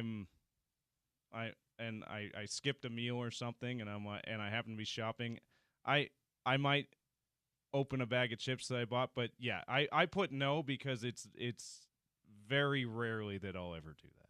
Can I be honest with you? I don't think I've ever done that in my whole life. Really? I think if I have, I truly don't remember it. Yeah, for me I can't remember the last time I did it. I don't think I've ever done it. It's that rare. I think that this is like, I've just never done it. I don't think, at least. Is this something that bugs you? What do you see other people do it, or the idea of it bothers you? There's no reason for it to bother me. Okay. The idea of it does bother me. There's no reason for that because, like, if you're the person who's actually stealing the food, that's a problem. If you're someone who's got, like the sleeve of Oreos, and you open it and you start munching on a few, or, as I think is often the case, you've got your kid in the cart and your kid is fussing, and you give them one, like, just, hey, shut up. I'm trying to do some shopping here, eat an Oreo. And you're going to scan it, you're going to pay for it the same anyway. Why would that bother me? But it does. It's like, for whatever reason, I can't do it. I won't do it. If I'm with my kids and they're just like, can I have one now? I'm like, no, we have to buy it first. Yeah, I don't know why. I feel like if I had people with me, like kids is a great example, saying, I'm hungry, can I have one now? I would be very much like, no, you can wait till we're in the car. That's okay. So absolutely, but for myself, especially if I'm by myself, and I'm hungry enough, and I'm not at a Costco that doesn't have a place that has a food court, I've done it before, and like I said, it's been forever since the last time I did. My dad was a notorious eat while we're shopping thing. Okay. See, I think that's what it is. Yeah. I think, like, if you grew up in a household where you saw that, you're just like, all right, cool, I could do that. I did not. I don't like to do it, though. But and there's no reason, by the way. No. I don't know what the official, like, grocery store policy is on this. We got to get Randy Harmon back in here. Yeah, we do. I should have asked him while he was in here. I don't know if they're like, hey, don't do that, please. Because why would they care? As long as you're going to purchase the item, if I get chocolate milk and I crack that bad boy open and I drink half a gallon of it while I'm walking through the store and then I still pay for the full gallon, the store, it's the same for the store. I don't spill anything. It's the exact same for the store. The reason this came up, my wife. Did you see someone? No, my daughter, our youngest daughter is 1, and she is a spicy little meatball. She gets mad when she's hungry. And so my wife was like shopping with her in the cart and grabbed some blueberries, and she loves blueberries. So she saw the blueberries and she wanted some blueberries, right? So my wife gave her blueberries. Again, I don't know why I don't like that, but like I don't like it. I wasn't there. It's fine. Whatever. I'm not judging anyone on that. Maybe a little bit. But then what happened was the blueberries were left open, and the baby reached for more and grabbed some and ended up spilling all the blueberries. Okay? So that's when it becomes a problem. And so I was like, that's why you just like make her wait. And my wife was like, no, you need to put up a Twitter poll on your show to see if people do this, to see if people will crack open a package first and eat while shopping. And I was like, I guarantee you more people refuse to do that than are willing to do it. And I am happy to say that right now, almost 91% of the votes, James, are against eating while shopping. That's pretty good. One of my good buddies has weighed in and said, I'm proud to be part of the 10%. I've been shopping with this dude before. He is a criminal eat shopper. He's the one that are you even going to buy that? You just ate the whole package. So that's not good. But that's where it came from. And keep it coming in. At Real OC Sports. 877-353-0700. James, he said no, even though he does do it. So there's an ethical dilemma going on with his response there. I don't do it. I've never done it. And so I firmly say no. All of you who say yes, I don't know why I'm kind of low-key judging you, but I am. Because there's no reason for you not to do it. It's totally fine as long as you pay for the item. But I just think it's a faux pas of sorts. Okay, I have a grievance with the way you ordered your options. Then again, like I'm gonna blow the whistle on you here. No, flag on the play. No, there's no flag on this play. So it's not my fault. So someone who's done it maybe 3 times in his life, he has to say yes. Like, come on now. Okay, that means that I don't do it, but I have done it before. In that case, I appreciate your honesty when you could have just been like, no, I don't do this. Have I done it? Sure, but I don't actually do it. Yeah. Okay. Yeah, come on now. I know that there are like my dad was one like every other shopping trip. I would say yes. He needs to say yes to this poll. But I don't know why I don't like it. I don't know why it would bother me. There's no reason for it to bother me if you're paying for the item at the end anyway. It's not, as long as you're making a huge mess, which my dad did spilled all the blueberries out. And that's where the crux of the argument came in. But still, man, like, do your thing, I guess. Yeah, I think 873530700 on the Dish Pros text line. I've never seen a grocery store worker go up to someone and say anyone they might be doing that. But at most, they might say, just remember to pay for it.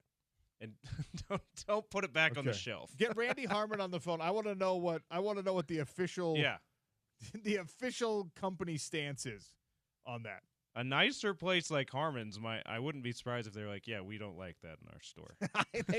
But they also have like the actual little like food courts. Yeah. You know, there's just go there and eat something. Yeah. Like, no, I'm going to buy these delightful apple chips. I'm going to buy them. I just want to eat them while I'm selecting the rest of my goods. I don't know, man. This is an existential crisis for me. 877-353-0700. Taking a break. Now we are 13 minutes away from addressing the explosive Salt Lake Tribune report about NIL payments not being met, NIL commitments not being met for BYU football. And the timeline on this is not what you think it is, by the way. Up next, a tank race update. Sean O'Connell Show, ESPN 700, 92.1 FM.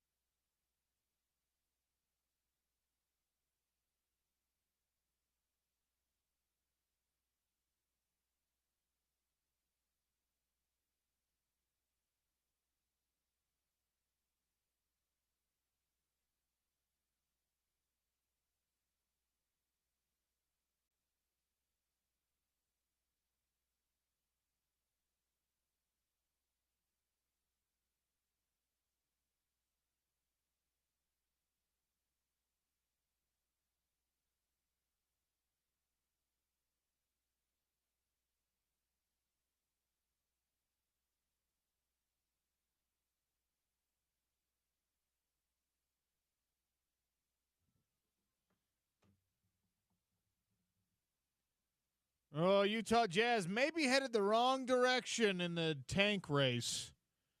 James Peterson has the update for us here, and in 8 minutes we'll get to the Salt Lake Tribune's report about NIL commitments at BYU football not being met. James, the update.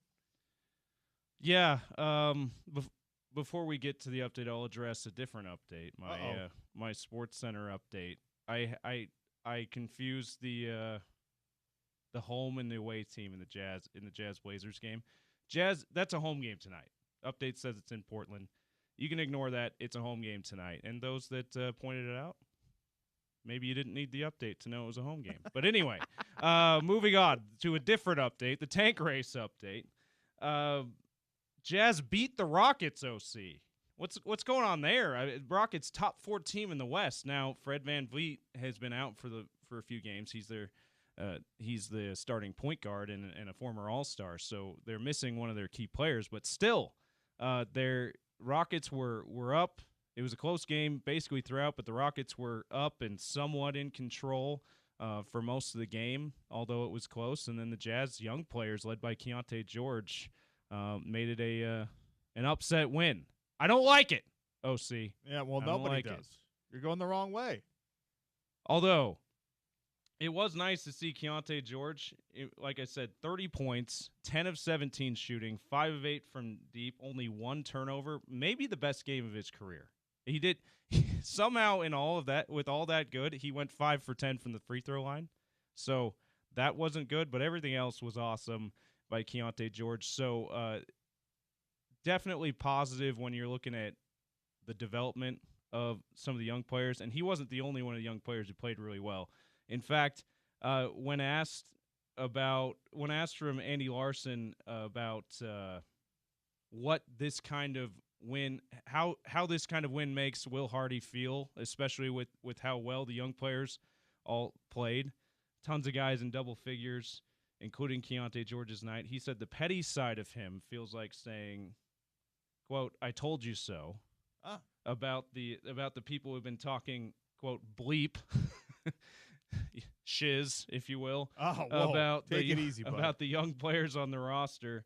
And again, Keontae George is one of those guys who played really well. So he said, now to be fair, he said that's the really petty side of him. That's not necessarily how he would officially respond to it, but he was honest about, hey, like, there's a lot of people that say there's not a lot of these young players that are working out very well, and he's like, look at how they played tonight against a top 4 team in the West, and he just reiterated his belief in some of this young future core for the Utah Jazz. And listen, we do this tank race update, OC, so maybe we're looked at as one of these some of these people who are talking that bleep from Will Hardy's eyes, but I do want to make it clear. Even though we're rooting for the losses, I think this show is one that believes in this young group of players we're with rooting, how well they've played. We're rooting for times. what the team is rooting for. Yeah. So I don't feel any kind of dissonance or guilt No. about that. We are rooting for what the actual franchise is trying to make happen, which is a higher draft pick. And I'm absolutely with you, James. I think, and it takes time, but I see Collier, and I'm like, I want that guy on my basketball team. Lauri Markkanen, absolutely. I know there were people who thought you should have moved off him to try to accumulate more assets. I don't think it makes sense to do that.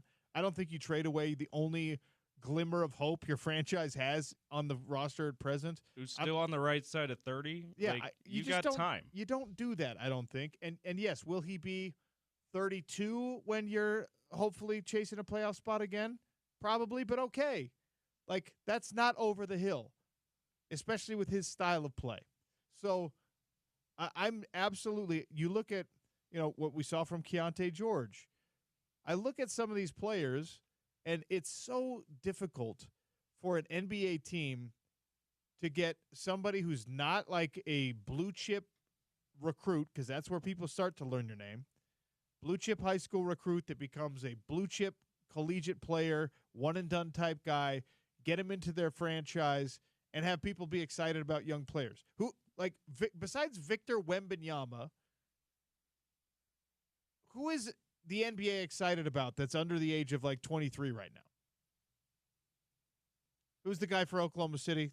Shea's around that age. I think Anthony Edwards is still. He might be 24 actually. But anyway, there's only a few. But and probably I'm giving it too much leeway here. But like when we're talking about the peers of Keontae George and Isaiah Collier and some of these guys, what NBA team and fan base, more importantly for this conversation, is thrilled about the 20-year-old guy they have on their roster? From that draft class, the only other guy that people are might be super bullish on and with their future as a star is Brandon Miller, who was the number 2 pick for the Hornets. We thought Scoot Henderson was going to be that guy, but he has not had a great start to his NBA career. Keontae George being a guy who to me looks like a pretty sure rotation player at the least, if not starter.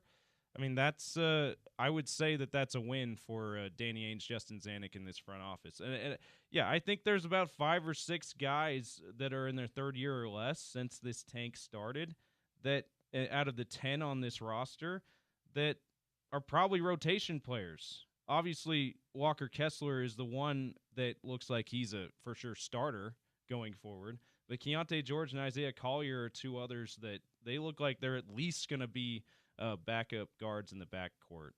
6 men type guys or backup point guard, if not a starting point guard in Isaiah Collier. He's played that well as a rookie at times this year. So we believe in the young talent. We're not talking bleep about that, but we're rooting for the tank. And by the way, like you as a Jazz fan, you better prepare yourself even after you get, let's say, a top 3 pick in this draft. Hopefully you're mentally prepared to have this mindset again next year. Yeah. Even if you get the number 1 overall pick by some impossible miracle, which is not going to happen, and you get Cooper Flagg is not going to be the guy that blows this franchise up into a contender by himself in a year. Like, you're going to have this mindset of like, hey, what are we getting out of these young players now that lays a foundation for what this team is going to be in 3 seasons? You're going to have that mindset next year also, hopefully with a higher upside, hopefully with a talented player or a couple of talented players if the Minnesota pick works out well that you're really excited about, but they're not going to be the fix immediately. So this conversation we're having now, James, is going to be the same conversation next year, maybe a slightly more positive slant. Yeah, absolutely. So recapping what happened yesterday, Wizards lost to the Magic, but two games, really good news for the Jazz. Pelicans beat the Spurs, OC, by like 15 points. Now, we know that they're without Victor Wembanyama, but they've still got some pretty good talent, De'Aaron Fox being one of them. Pelicans got the blowout win against the Spurs yesterday, so that helps mitigate the Jazz win in the tank race. And the T-Wolves lost to the Thunder. So 2 pieces of good news on Sunday. And then tonight, games coming up, T-Wolves at Thunder again, 6 o'clock on NBA TV. Wizards hosting the Nets. Hornets at the Kings. Kings are 500 team, so that's a team that's been known to lose a game that they're supposed to win. So that one is somewhat there's a chance the Hornets can get an upset win there if they play well enough. And Wizards hosting the Nets. The Nets have played themselves basically out of the tank race, but they're not a good team either. So that's a somewhat winnable game for the Wizards. Tank race standings: Wizards 9-46, Pelicans 14-43. They're 4 games back. Jazz 14-42, 4.5 games back. Hornets 14-41, 5 games back. That's 1 game separating 2 through 4. Ooh. It is tight. The Jazz cannot afford any more losses that they shouldn't, wins that they shouldn't get. There you go. Right? This team cannot afford any more wins that they shouldn't get. Like the game on Saturday against the Rockets, where the T-Wolves 7th in the West still. They're on a 2-game losing streak, playing the top team in the West again tonight. That's a good chance to go to 3. They're 1 game behind the Clippers for 6th, 3.5 games ahead of the 11th place Suns. That is your tank race update. And by the way, Jazz hosting the Blazers. Whoever said they're in Portland, idiot. They're hosting the Blazers. I mean, tonight, whoever OC. said that, I'm sure didn't put it in some kind of radio update that played multiple times at least. No one would ever do something like that. Do me a favor, when it plays again, go ahead and ignore it. That person There's probably, one more time. That person was probably distracted by thinking about opening a bag of chips at the grocery store and munching right. on them while walking around and shopping before Yeah, paying for them. You're right. That might have been what happened, OC. All right. We got to get serious for a second here. 3 minutes from now, we're gonna dive into this report from the Salt Lake Tribune about BYU coming up short on their NIL commitments to players, not just players, but starters. Not on the basketball team, on the football team. Not on this year's football team that's going to play in 2025, on last year's football team. What does this mean for Utah football? We'll discuss all that next on ESPN 700, 92.1 FM.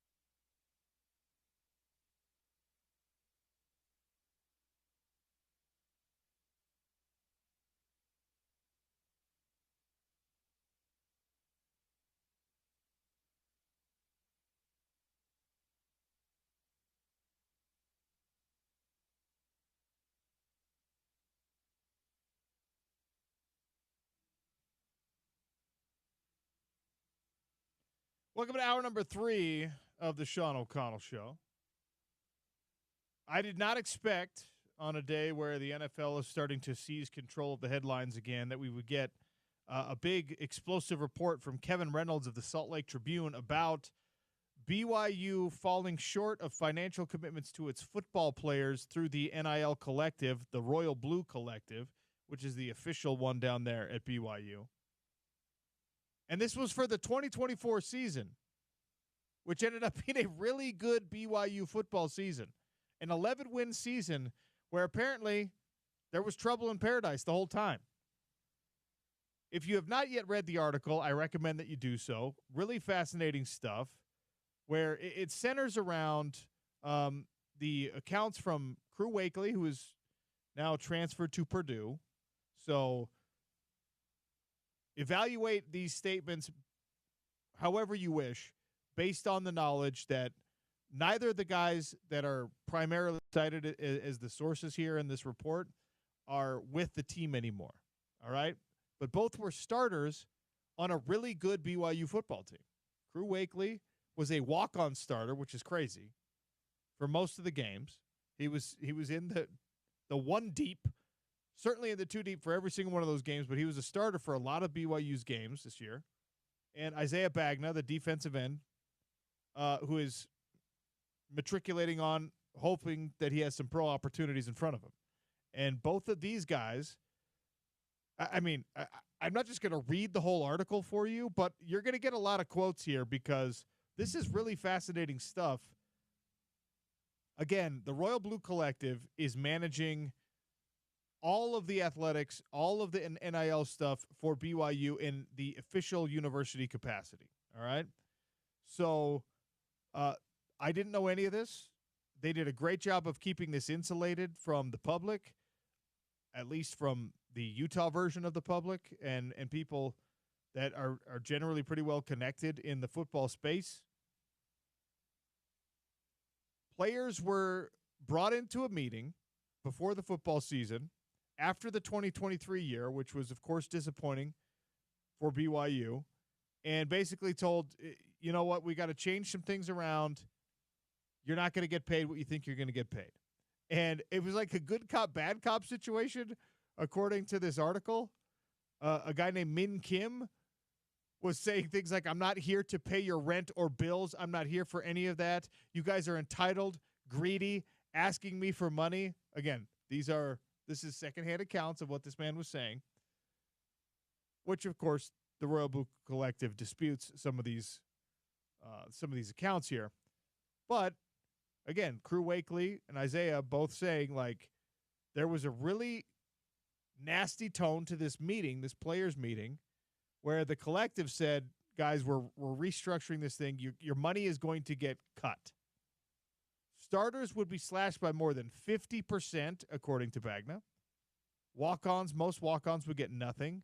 Contracts would have to be restructured and signed in the coming days. Again, this is before the season. And they also gave us some insight on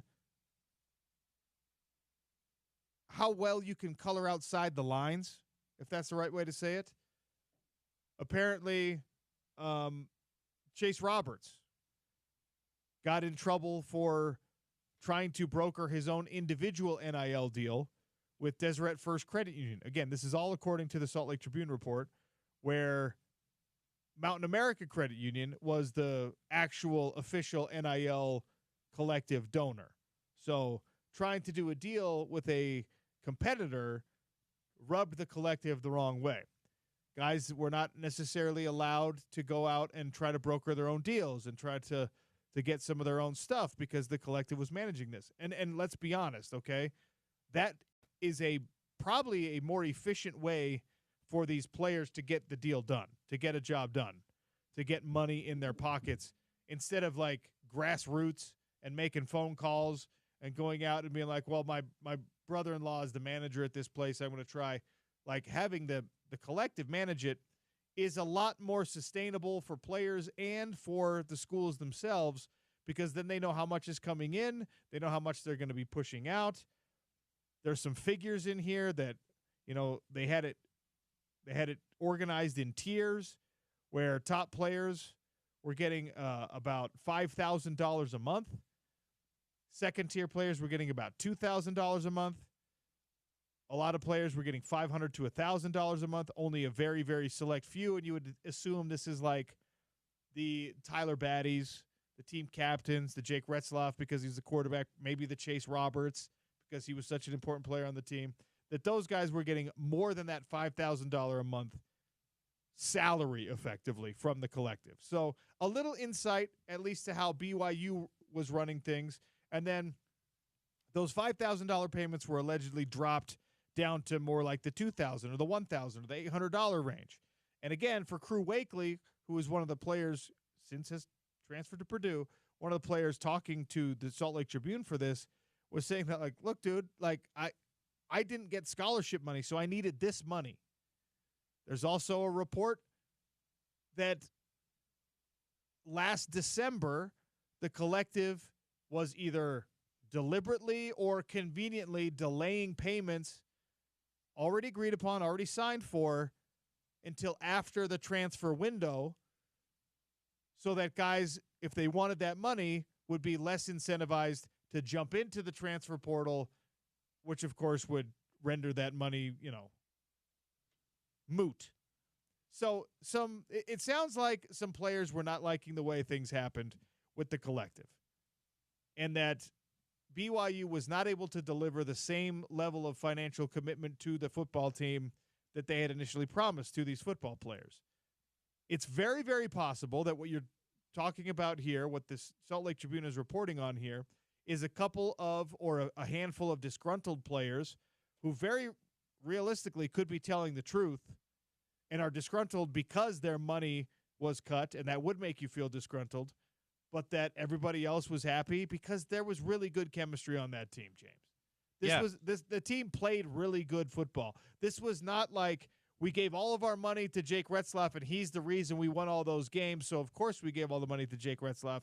Like, if they were spreading out the funds to make sure that, I don't know, Isaiah Glasker got more because he was playing so well, I don't know if as a BYU fan you could be bothered by that. I don't even know if as another player you could be bothered by that. Except, of course, if you signed something and they said they were giving you money and they didn't, or they gave you less. This is why Matt Sluka transferred from UNLV after his team started 3-0. This is something that every school has to figure out, and BYU is supposed to be above all of this. BYU is supposed to be the school that the collective down there is supposed to be more upstanding businessmen. They're supposed to be more moral individuals that are not going to drag people through the ringer like this. And even if it happened to one or two players, it still should be pretty unacceptable. Now, what does this mean for Utah football? Well, Kyle Whittingham said that a couple of the guys that they lost, and one in particular, Keanu Tanuvasa, Coach Witt thought that was primarily driven by NIL decisions, okay? So you're going to pay close attention to if another one of these articles comes out in a year. If another report like this comes out, or probably even more importantly, if anything like this comes out pertaining to the University of Utah, because this is where reputations are really, really, really hard to shake if you develop one. If BYU becomes the type of place that every year or two, a couple of players in the football program are like, yeah, they said they were going to pay me $5,000 a month, and they paid me $1,000 a month. If that's the stuff that's coming out about BYU or any other team in the Big 12 or any other team in the country, by the way, you know who pays attention to that stuff? Parents, recruits, the players that are potentially thinking about going to that school. Absolutely. It is so absolutely vital for the University of Utah and everyone, and BYU for that matter, to make sure that this stuff, that any miscommunication, any misunderstanding, any, oh, you know what, I thought I was getting $10,000 and you gave me $5,000, anything like that, you have got to smooth that over. You have got to eliminate that completely from the NIL discussions, because go back time immemorial, time, the very beginning of college sports, there was always going to be somebody who was disgruntled about something. There's always going to be somebody who thought they deserved more playing time. They transferred because they didn't get it. They thought the coach liked them. The coach didn't actually like them. They left because of that. And they're always going to have something bad to say about your program, your coaches, your team, whatever. But this is the thing that now drives college football recruiting, that drives college sports in general. It is now a business. And if you are going to go into business with these young men and then you're going to tell them something and not deliver on it, and you develop a reputation around that, based on that, you are screwed. Like, I don't know how, if this was really going on, if Isaiah Bagna says 80% of the defensive starters had their pay cut. There were starters down to $1,000 a month, which is well below the industry standard these days. I don't know how they played so well. I don't know how, like Kalani Sitake, coach of the year in America, if his NIL collective is telling guys you're going to get $5,000, then they get $1,000 instead, and he's still getting these guys to show up, work hard, execute, have good team chemistry, play the right way, because we know they did that. Yeah, if any of this, I want to say if any, if what, 40% of this, of what the player's perspective is in this article is true, it's a hot mess. And it's probably more than that, right? Of course, the collective side of things, the only thing they were willing to comment on in this story, and the Kim guy who's being talked about by the players in this story did not comment to the Salt Lake Tribune, did not leave a comment with Kevin Reynolds. But the ones who did from the collective, they were admitting that, yeah, we authorized some pay cuts, but the way that meeting happened was exaggerated. Basically, what the players' account of what happened in that meeting was exaggerated. Nothing was meant to be malicious, whatever. But if any of your boss will fire you and tell you he didn't mean it to be malicious. Exactly, it's just business. Exactly, like. Okay, and the other part of that is, regardless of your intent, that's how it was taken. So your intent doesn't really matter in that case. But it is remarkable that they played as well as they did, and they had the kind of obvious team chemistry, on-field chemistry that they did this year. OC with even a couple of players who played a significant amount for BYU. Even if it's just those couple of players who were discontent on this, I believe it was probably more. It's remarkable they played as well as they did. My other reaction to this is I know that the deal is the unwritten rule is you get all of your NIL money through the collective, but like you're allowed to do whatever the hell you want. Not at BYU, you're not. It's called a. Is there a clause that's? It's called a mutual cancellation clause. Okay. It's further into this article. Okay, It's effectively a non-compete, to where if you're getting money from the Royal Blue Collective, that's where you're getting your money from. Okay, well, if you want to go out on your own, corrected. If you want to go out and you want to do things on your own, they can fire you. That's why they call it a mutual cancellation. Okay, I was gonna say the Chase Roberts, being upset about the Chase Roberts Deseret First Credit Union thing leaves a bad taste in my mouth, but I guess they've got a legally binding clause in there that says they can do that.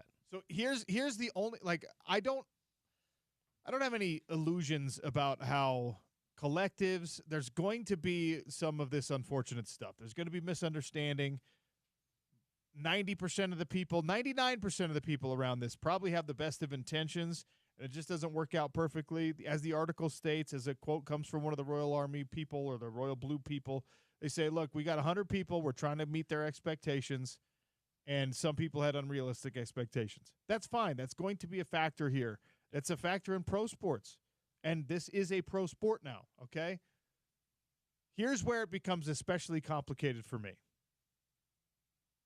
This is from Crew Wakely, again, who is a starter as a walk-on, who then has transferred to Purdue. You're hearing promises from this person and that person. He said he spoke with defensive coordinator Jay Hill and was told, If you're in the 1 or 2 deep, I'll make sure you're taken care of. Jay Hill never wants to make that promise without it being delivered upon. Here's the problem. Jay Hill might not have the ability to deliver on that promise. He can talk to people, but ultimately he's not the one that can execute that. This is the problem with collectives, with NIL in general. Because coaches are not allowed to handle it themselves, not at this time. And even with the revenue sharing situation, there's still going to be these collectives. There's still going to be NIL. So, and the coaches are not allowed to administrate over that. And by the way, they don't want to. That's why these GMs are so important. So Jay Hill can say to a guy who ends up being a starter for him, whether that was in BYU's best interest or not, doesn't matter. Crew Wakely started games for him, right? And Crew Wakely thought that he should probably get a scholarship, which if you're a starter and you're not on scholarship, that's egregious. That's stupid, right? At least we'll take care of you. At least the NIL stuff, we could take care of you.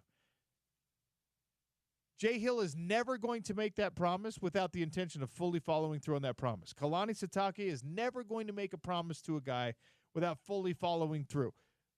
Morgan Scally, Kyle Whittingham, Colton Swan. There's not a coach out there who is going to deliberately say to a guy, hey, we're going to take care of you, if he doesn't fully intend for that kid to be taken care of.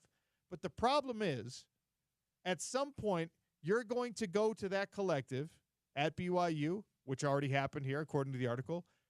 Certainly could be a possibility at Utah, and you're going to say, hey, tell you what, we really like the progress that John Hall has made. We don't want to lose him. We need to bump him up. And that collective can go, we don't have any more money. We've reached our salary cap. There's no more money. Where do you want it to come from? Who do you want to take money away from? And then a coach might have to say, all right, well, now you got to take it away from this guy. And then that guy becomes the Crew Wakely here in this equation. So this is a hot mess. You said it is a great way to describe it. This is a hot mess. It highlights the importance for me for Utah football right now in this moment where NIL is influencing a program that has previously been all about culture. The number one thing that will undermine your culture, that will destroy the chemistry and the all-in or in-the-way thing, is if you make promises that you cannot keep financially to these kids.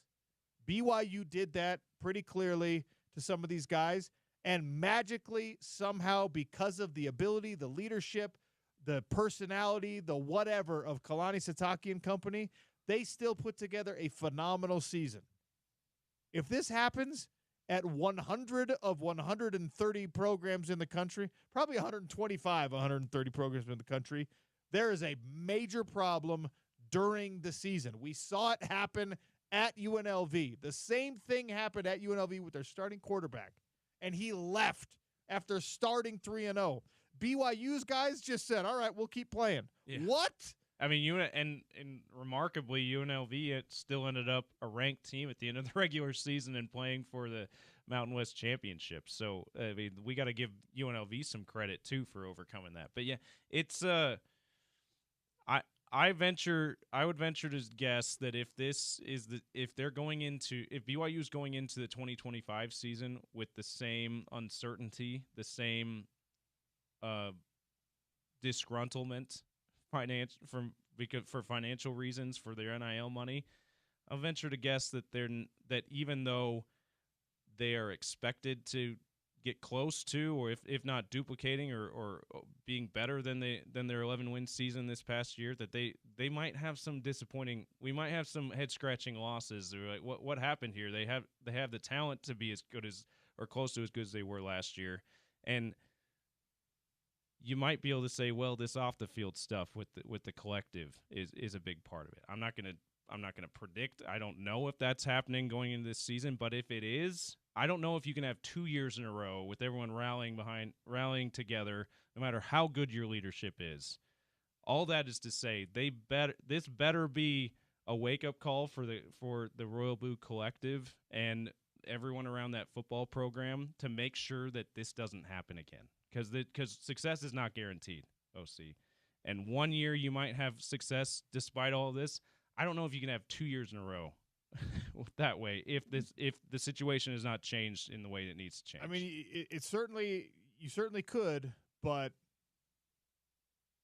it's going to make your job as a coach that much harder. And it's already very difficult to be a coach, a position coach, a head coach, a coordinator, whatever. It's already really, really difficult to win football games in the Big 12, to win football games in Power 4 football. It's hard to win football games at a JUCO. And if you've got guys, and we're talking about multiple guys, we're talking about, in the case of this report, 80% of the defensive starters allegedly had their pay cut. Okay, well, they ended up playing really well, and they somehow persevered through that. Somebody write a book on how that was possible. But if this is the reputation that you develop, it is not sustainable. If Keanu Tanuvasa went to BYU thinking he was going to get, and I'm using CBSSports.com numbers from about a year ago on the average market value, so these are going to be higher now. The average market value of a D lineman, a top-tier D lineman, $250,000 to $600,000, okay? So let's say that we'll go at the low end of that. Let's say that Keanu Tanuvasa thinks he's getting $300,000 from BYU to play next season. If he gets 200, is he going to be happy? If he gets 275,000 of the 300 promised, is he going to keep his mouth shut? Is he going to become one of these people who's just like, yeah, I didn't get what I was supposed to get? Like, these are two. This is a highly valued rotational player and a starter talking about this after a winning season. Imagine the level of disgruntled player, disgruntled individual if this happens after a year like Utah had. Yeah. Right? I mean, this is nuts. It's a great article. Go read it in the Salt Lake Tribune. We're gonna have to. I'm gonna put out some feelers to Kevin Reynolds. See if he can hop on the show and maybe elaborate a little bit more on it later in this week, because it's a really good piece by Kevin Reynolds. We'll effort getting him on the show to talk more about it. Sean O'Connell Show. A lot happening in the Utah sports world right now. Plenty left to get to. Don't go anywhere. ESPN 700, 92.1 FM.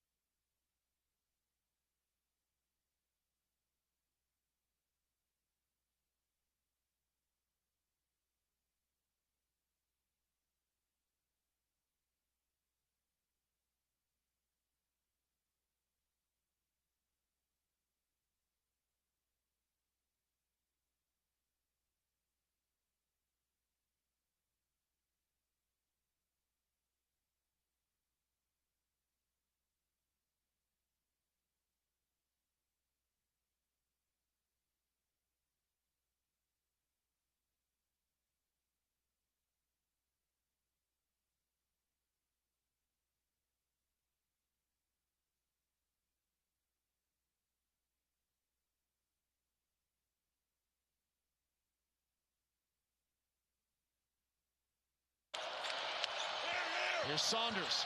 Quiet in the second half, but the big bucket there.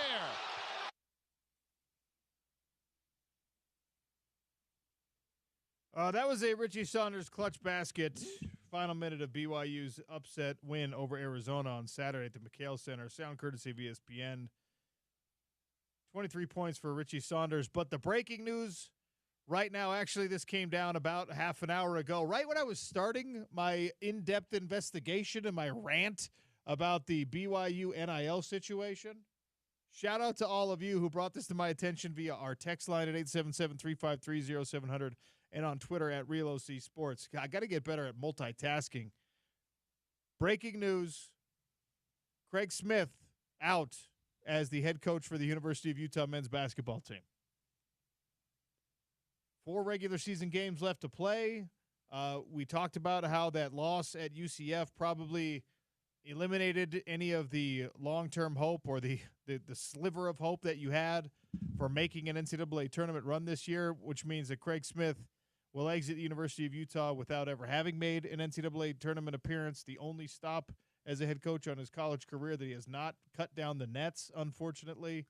And the leadership change happening now.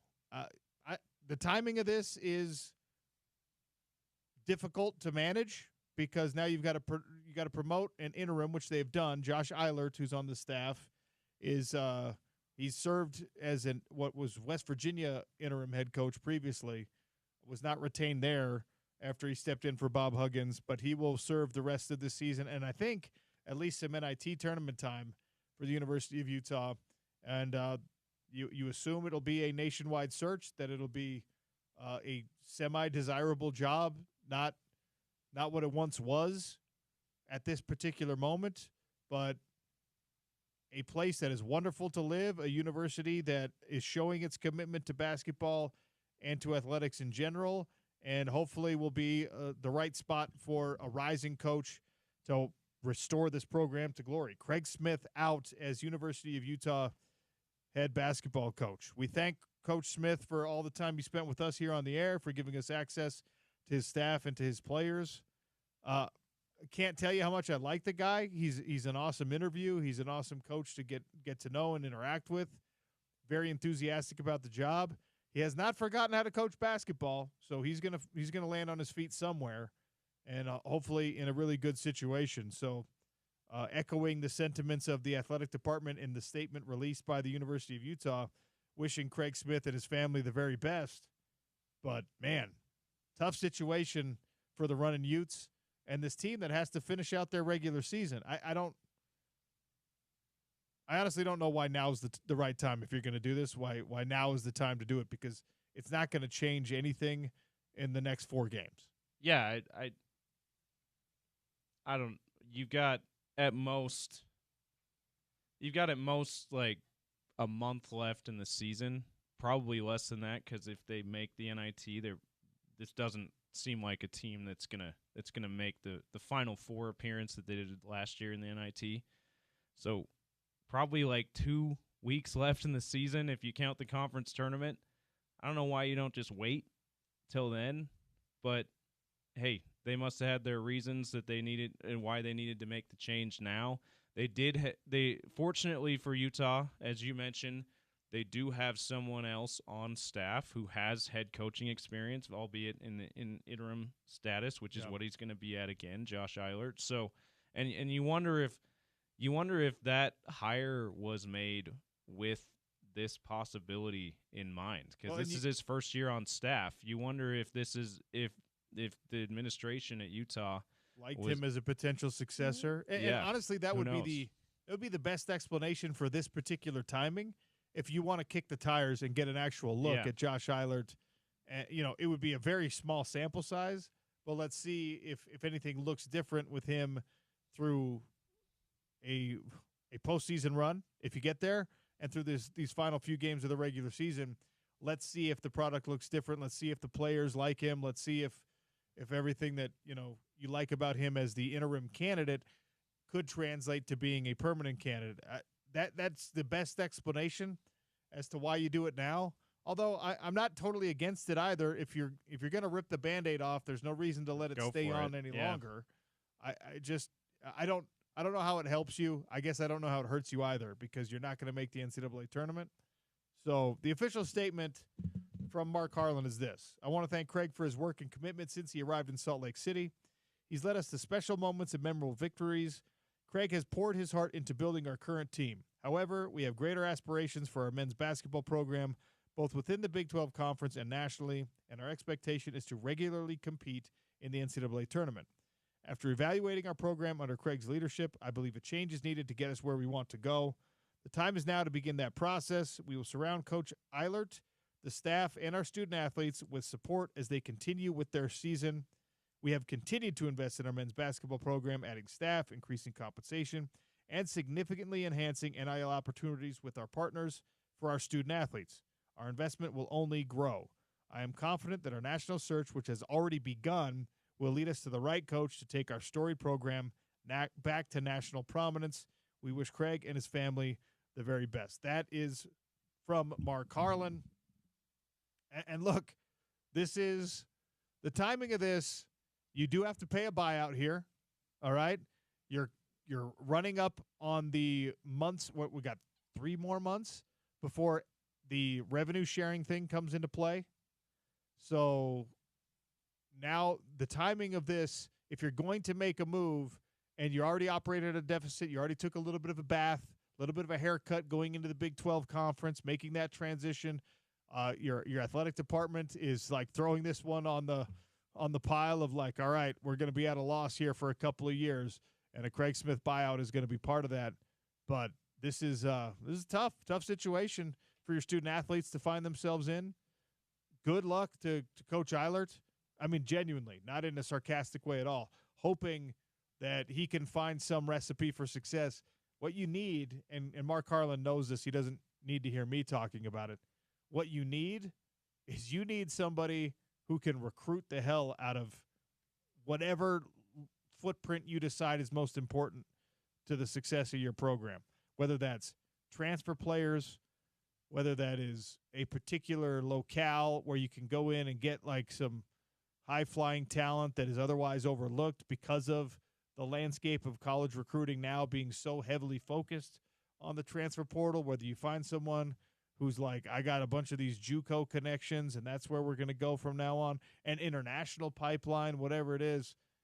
This is a crucial and critical juncture in Utah men's basketball with all of those financial things that we've been talking about, with where the football team is at and the athletic department is at financially, with the NIL situation. Your next hire has to not only be a great basketball coach, he has to be a phenomenal recruiter, and in some ways probably a fundraiser extraordinaire. Yeah, absolutely. And when you talk about being a phenomenal recruiter, he might need to be the kind of guy that's able to convince someone that even though you might be able to be paid more going somewhere else, this is still the place for you, because that's still going to be a challenge probably next season, and probably this off season, the challenge of needing to just raise more NIL funds. And so you're going to need a guy who can convince kids to come here, even if they could get paid a little bit more somewhere else. And like you said, probably what fixes it all is if they're a phenomenal fundraiser and they can get more of that money, so they don't have to be so convincing. The money can talk a little bit more. But I don't expect, probably not going to be the case this offseason. I don't expect that every new hire is going to be Deion Sanders, who just like changes the landscape of a program from its exposure and its NIL and all that kind of stuff. Like that's an unrealistic expectation for anybody to have. But you're going for like a small percentage of that with whatever hire you're making. And I just got a text from someone for progress, from someone I trust very much on all Utah basketball things, said the timing of this is about retaining players. Oh, okay. So that's another thing, another layer to this onion. When you're a coach, if if you lost the room on your players, you've lost the locker room, it can force the hand of an athletic department, of an athletic director, of assistant coaches, of whatever, to say, hey, like, if we really like this kid and we want this kid and we think he's important for our future, he doesn't want to play for this guy. And don't even ask me to speculate on who that would be. It seems like these guys enjoyed playing for Craig Smith. Yeah, the way watching them play, they've pulled out a winning record so far, and some of these wins would definitely be considered upset wins, despite being, as our guy Gordy Chiesa likes to say, under-talented, right? Like, sometimes you're under-talented and you overachieve, and to me, watching the Runnin' Utes this year, I would say that they've done that. They've been that team, and I thought that boded well for Craig Smith, but maybe it's a Josh Eilert, maybe it's other guys on the coaching staff that have brought more of that out than Craig did. So that's interesting, and I hope that also means that this would indicate that the players do seem to really like Josh Eilert. If that's the information we're getting, that this is about retaining players, you would think that he must be pretty well liked from the players' perspective. So that's some hope that you can maybe gleam on to if you're a Runnin' Utes basketball fan. So the best case scenario here is that Josh Eilert is Gavin Peterson, where your head coach is gone, but the person that you need to replace them is there and is ready, and the players are all happy about that promotion. Otherwise, I mean, look, Utah basketball, it is probably time to rip off a Band-Aid, and it is probably time to hit a reset button if you're going into your fifth year in a row not making a postseason tournament, not making March Madness appearance at a school with the standards that Utah basketball has had and should have. Like, you don't have to try hard to make a case that you have to be better than that. Craig Smith has been aware of that. Every player has been aware of that. I wish Mark Harlan, Josh Eilert, everyone involved in the endeavor, the best of luck in making the right hire, because we all thought that this absolutely was the right hire when it happened. Absolutely, and I would echo what you said earlier. We wish Craig the best of luck, because he's like I said earlier in the show. To me, he's come off as, in my small amounts of conversations with him, he's come off as a very good guy, and I think he showed that he can coach despite not having the talent to be able to get the wins he wanted to get. So yeah, we wish him the best of luck, and I really have little doubt. I don't know how much time he might take off before he tries to interview for coaching jobs again, but I don't have much doubt that he's going to get jobs again. I mean, he'll land on his feet somewhere. Here's the other thing about it. You just go try to get Jared Calhoun. Yeah, just the next. Try the Utah State again. You just call Jared Calhoun and just be like, whatever you're doing is working again. Let's see if you could do it here. You made a point that I think is really the crux of the issue here.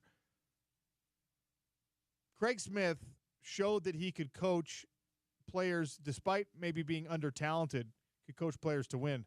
The problem is, if you're a head coach in college basketball now, you're the one accountable to making sure you have great players. Yep, you're the GM. I mean, they have GMs now, but you're the guy who brings in the talent. So you don't get to do what NBA coaches can do. What we've seen Will Hardy do. Like, I'm just going to coach what you give me. When you're a college coach, you're responsible for populating your own roster with elite talent, and then you've got to get the most out of that elite talent. And that is where, unfortunately, this program has fallen short these last few years. So, breaking news, Craig Smith out at the University of Utah. All right, we'll talk about it with Spence Checketts in some crosstalk. I'll give away some tickets. Wow, what an end to the show. ESPN 700, 92.1 FM.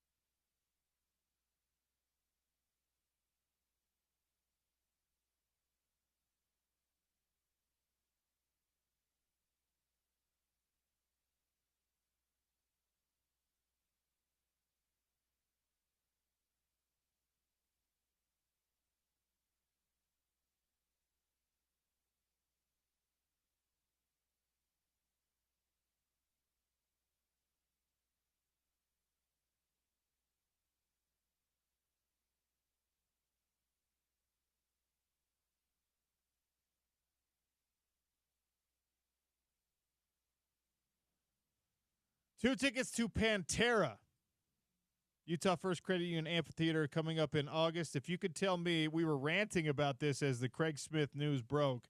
The Salt Lake Tribune article where BYU players talked about the NIL collective down there coming up short on their financial commitments. According to that article, according to the report from multiple players, BYU starters were paid, top-tier players were paid how much per month at BYU football this 2024 season, this most recent season? 877-353-0700 for 2 tickets to Pantera. Yes, there were guys who made more, but the average top-tier player for BYU made how much per month, according to the article? 877-353-0700 for 2 tickets to Pantera. Time for a little crosstalk, brought to you by Advanced Window Products. If you need new windows, if you're thinking about new windows, if this beautiful sunshine is reminding you that it's going to get hot soon and you need a more energy-efficient home, Advanced Window Products. Sales, installation, warranty coverage is all done in-house with no middleman markups. $2,500 off, 10 windows or more when you tell them that OC sent you to advancedwindows.com or 801-850-9100. Spence Checketts is here. He'll be hosting the drive starting in 6 minutes. Anything going on today, Spence? Yeah, a little bit of a surprising busy news day. First of all, happy warmest day in 3 months to you. 60 degrees, it's a little different when you haven't felt it in quite some time. Here's the question. Would you rather – no, never mind. That's dumb. I was going to say, would you rather live in this climate every day, or do you like being without it for a few months to appreciate what it's like? I would rather it be 78 degrees and a sea breeze every single Yeah, day. that was a dumb question. So rescinded. That is the correct answer. Yeah, I was telling you off air, my understanding of this decision is that it is booster driven. I have not talked to Mark Harlan. Of course, we will try to get Mark on the show. Craig is owed $5 million, roughly, 6-year guaranteed contract. This is year 4. I believe they're also still paying Larry. I think they're still writing Larry Kraskowiak checks unless they gave him a lump sum. I don't know, but I think they're still paying Larry Kraskowiak. So now you're paying Craig, you're paying Larry. Johnny Bryant's not taking the job, okay? Johnny Bryant is an associate head coach in the NBA. He will be an NBA coach. Now, Kevin Young took the BYU job, right? So it's happened before. You feel bad for Craig, right? Kevin Young is also the, 5th highest paid coach in college basketball right Sure. now. Yeah, like if you want Johnny Bryant, you're going to have to – and look, Utah pays their coaches. Utah pays their coaches in a way that BYU hasn't up until Kevin's hiring. So if you want Johnny Bryant, you're going to have to write a big check. You're going to hear Alex Jensen. I'll just say this. Like I said, Kevin's an exception. BYU is such a unique institution because there are very few people qualified for the job based off of the guidelines. But more often than not, once – dudes fly on the 5-star hotels in the sky and taste the NBA charter food and experience the NBA lifestyle, they're not inclined to go back to college. So when you hear the Alex Jensen stuff, I sent Alex a text, haven't heard anything. He's down in Dallas now. Or the Johnny Bryant stuff. I just would be very surprised if those two would look at this job, and I think Mark is going to, as he said in his release, have a national search to check out the replacement. But certainly you feel bad for Craig because he's a great dude. And he's a good coach. I know you're just kind of digesting this, but what stands out to you about the timing, about the decision, about all of it? Well, again, before I picked up my phone and saw text messages that I'm being told this was an effort to retain certain players who felt they were underutilized or important people felt they were underutilized or whatever, maybe you're trying to kick the tires on Josh Eilert to see if he actually is a permanent replacement because – he had the associate head coaching position, the interim head coach position at West Virginia before. Didn't work out there, though. So, I don't know. The timing of it kind of sucks. Players probably want to – it seemed like they like playing for Craig, I thought, at least. Maybe that's not true. And your postseason is not going to change because of this in any meaningful way, I don't think. You got to hire somebody that can recruit.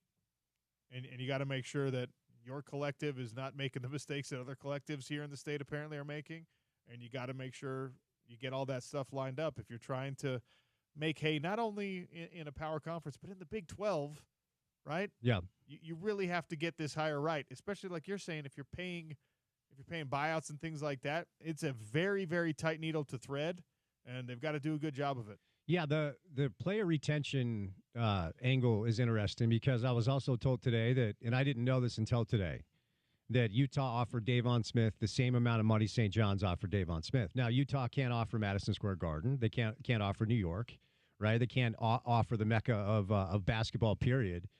But, because all year long, and I've talked about this on the show, like I'll talk to buddies, like, what are they missing? What do they need? Like, they need a ball-in-hand dude who can make plays, who can go get buckets or go make plays for other people. They need somebody that can run a team. Like, the Shrab-Jams kid is intriguing, but he's not that guy. Little at times has shown it, but Davon was that guy. He changed them when he rolled into town. They won 22-plus games. They went to the semifinals of the NIT. None of us around here want the NIT as the standard. And part of me kind of likes – I don't like the decision just because I like Craig, but part of me likes the statement like this is not good enough.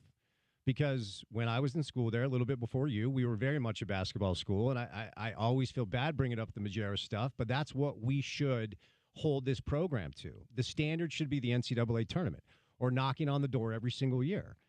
Ken Pomeroy, he's like the North Star for college basketball, said a pretty interesting thing on the show a couple of weeks ago. He said if Utah can make like the tournament once every 3 years, then maybe that's – and I'm like, no, I don't want to do that. But that's what the program has been pretty much ever since Rick stepped aside. So interesting to see who they land on.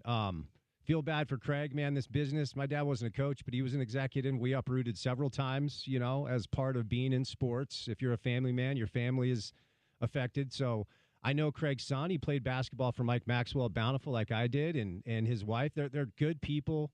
And he's a good coach, man. He's won everywhere he's been. My opinion is, more often than not, he entered a gym with less talent than the other head coach in the Big 12. This will be my last question, and then when you get to your own show, like, how much do you need to have NBA guys, obvious NBA guys, on a Utah basketball team? Not just like on any Big 12, any Mountain West. Who's the obvious NBA guy? Because you need him, don't you? No, you do need him, to your point. I mean, and you can do your own research, shout out, and go back and just look at teams that go to Final Fours, look at teams that win national championships. They don't have one NBA guy. They don't have two. They usually have three or four. The one exception is that Duke team that won it with like John Shire and Greg Zubac, and John's their coach now. But even here in our state, the best teams Utah's had. They had Andre, they had Doliak, they had Britton, they had Keith, right, Van Horn. They had not one or two NBA guys. They had three or four NBA dudes. Alex Jensen cut a paycheck playing basketball overseas for a while. And I think on the roster right now, Gabe's a big-bodied kid who can shoot it. He's probably a European pro. Although with what Sam Merrill has done, I don't know that Gabe is the playmaker Sam is. Sam's actually a pretty good passer. My question with Sam was, could he get his shot off? And he's been able to. So the answer is Gabe feels like he's a pro, and Ezra is too small to score the way he scores in the pros. So to me, there is a talent issue here, but as the head coach, you're also culpable for the talent on your roster. That's part of the deal. Well, I thank Craig Smith for giving us access to his players and his program and being a gracious guest when we had him on. For sure. I agree. Very much appreciated. The downside of this business, the downside of college athletics as a business is it is very much a business, and there is a cost here, but we don't have to feel bad for Craig. He's going to be fine. Yeah. If anyone wants to fire me and give me $5 million, you're also welcome to do that. I should have been a coach, man. I should have been a college. You know what? I'm going to be a college football coach starting now. One more thing here for like Texas A&M. Pull a Jimbo. Give me a $90 million parachute. The problem, Sean, like the deal, man. You're a football guy. In football, even if you have a down year, your revenue is not all that affected. There's revenue sharing. Yeah. In basketball, if you want to be among the elites, the NCAA tournament is where the money is made. And if you're not making that consistently, it's a problem. It's a problem for a school that has the pedigree and the history that Utah does. Utah basketball means something to this community, even though the past number of years it really hasn't felt that way. Well, the university, the athletic department is ready to invest more in this program to pull it out of the downward trend, and I expect that's what we're going to see. We'll be talking about it tomorrow. Spence will be talking about it on the drive for the next 4 hours. Craig Smith out as University of Utah head basketball coach. Thanks for listening today. We'll be with you again tomorrow on the Sean O'Connell Show, ESPN 700, 92.1 FM, proud part of Utah's ESPN radio network.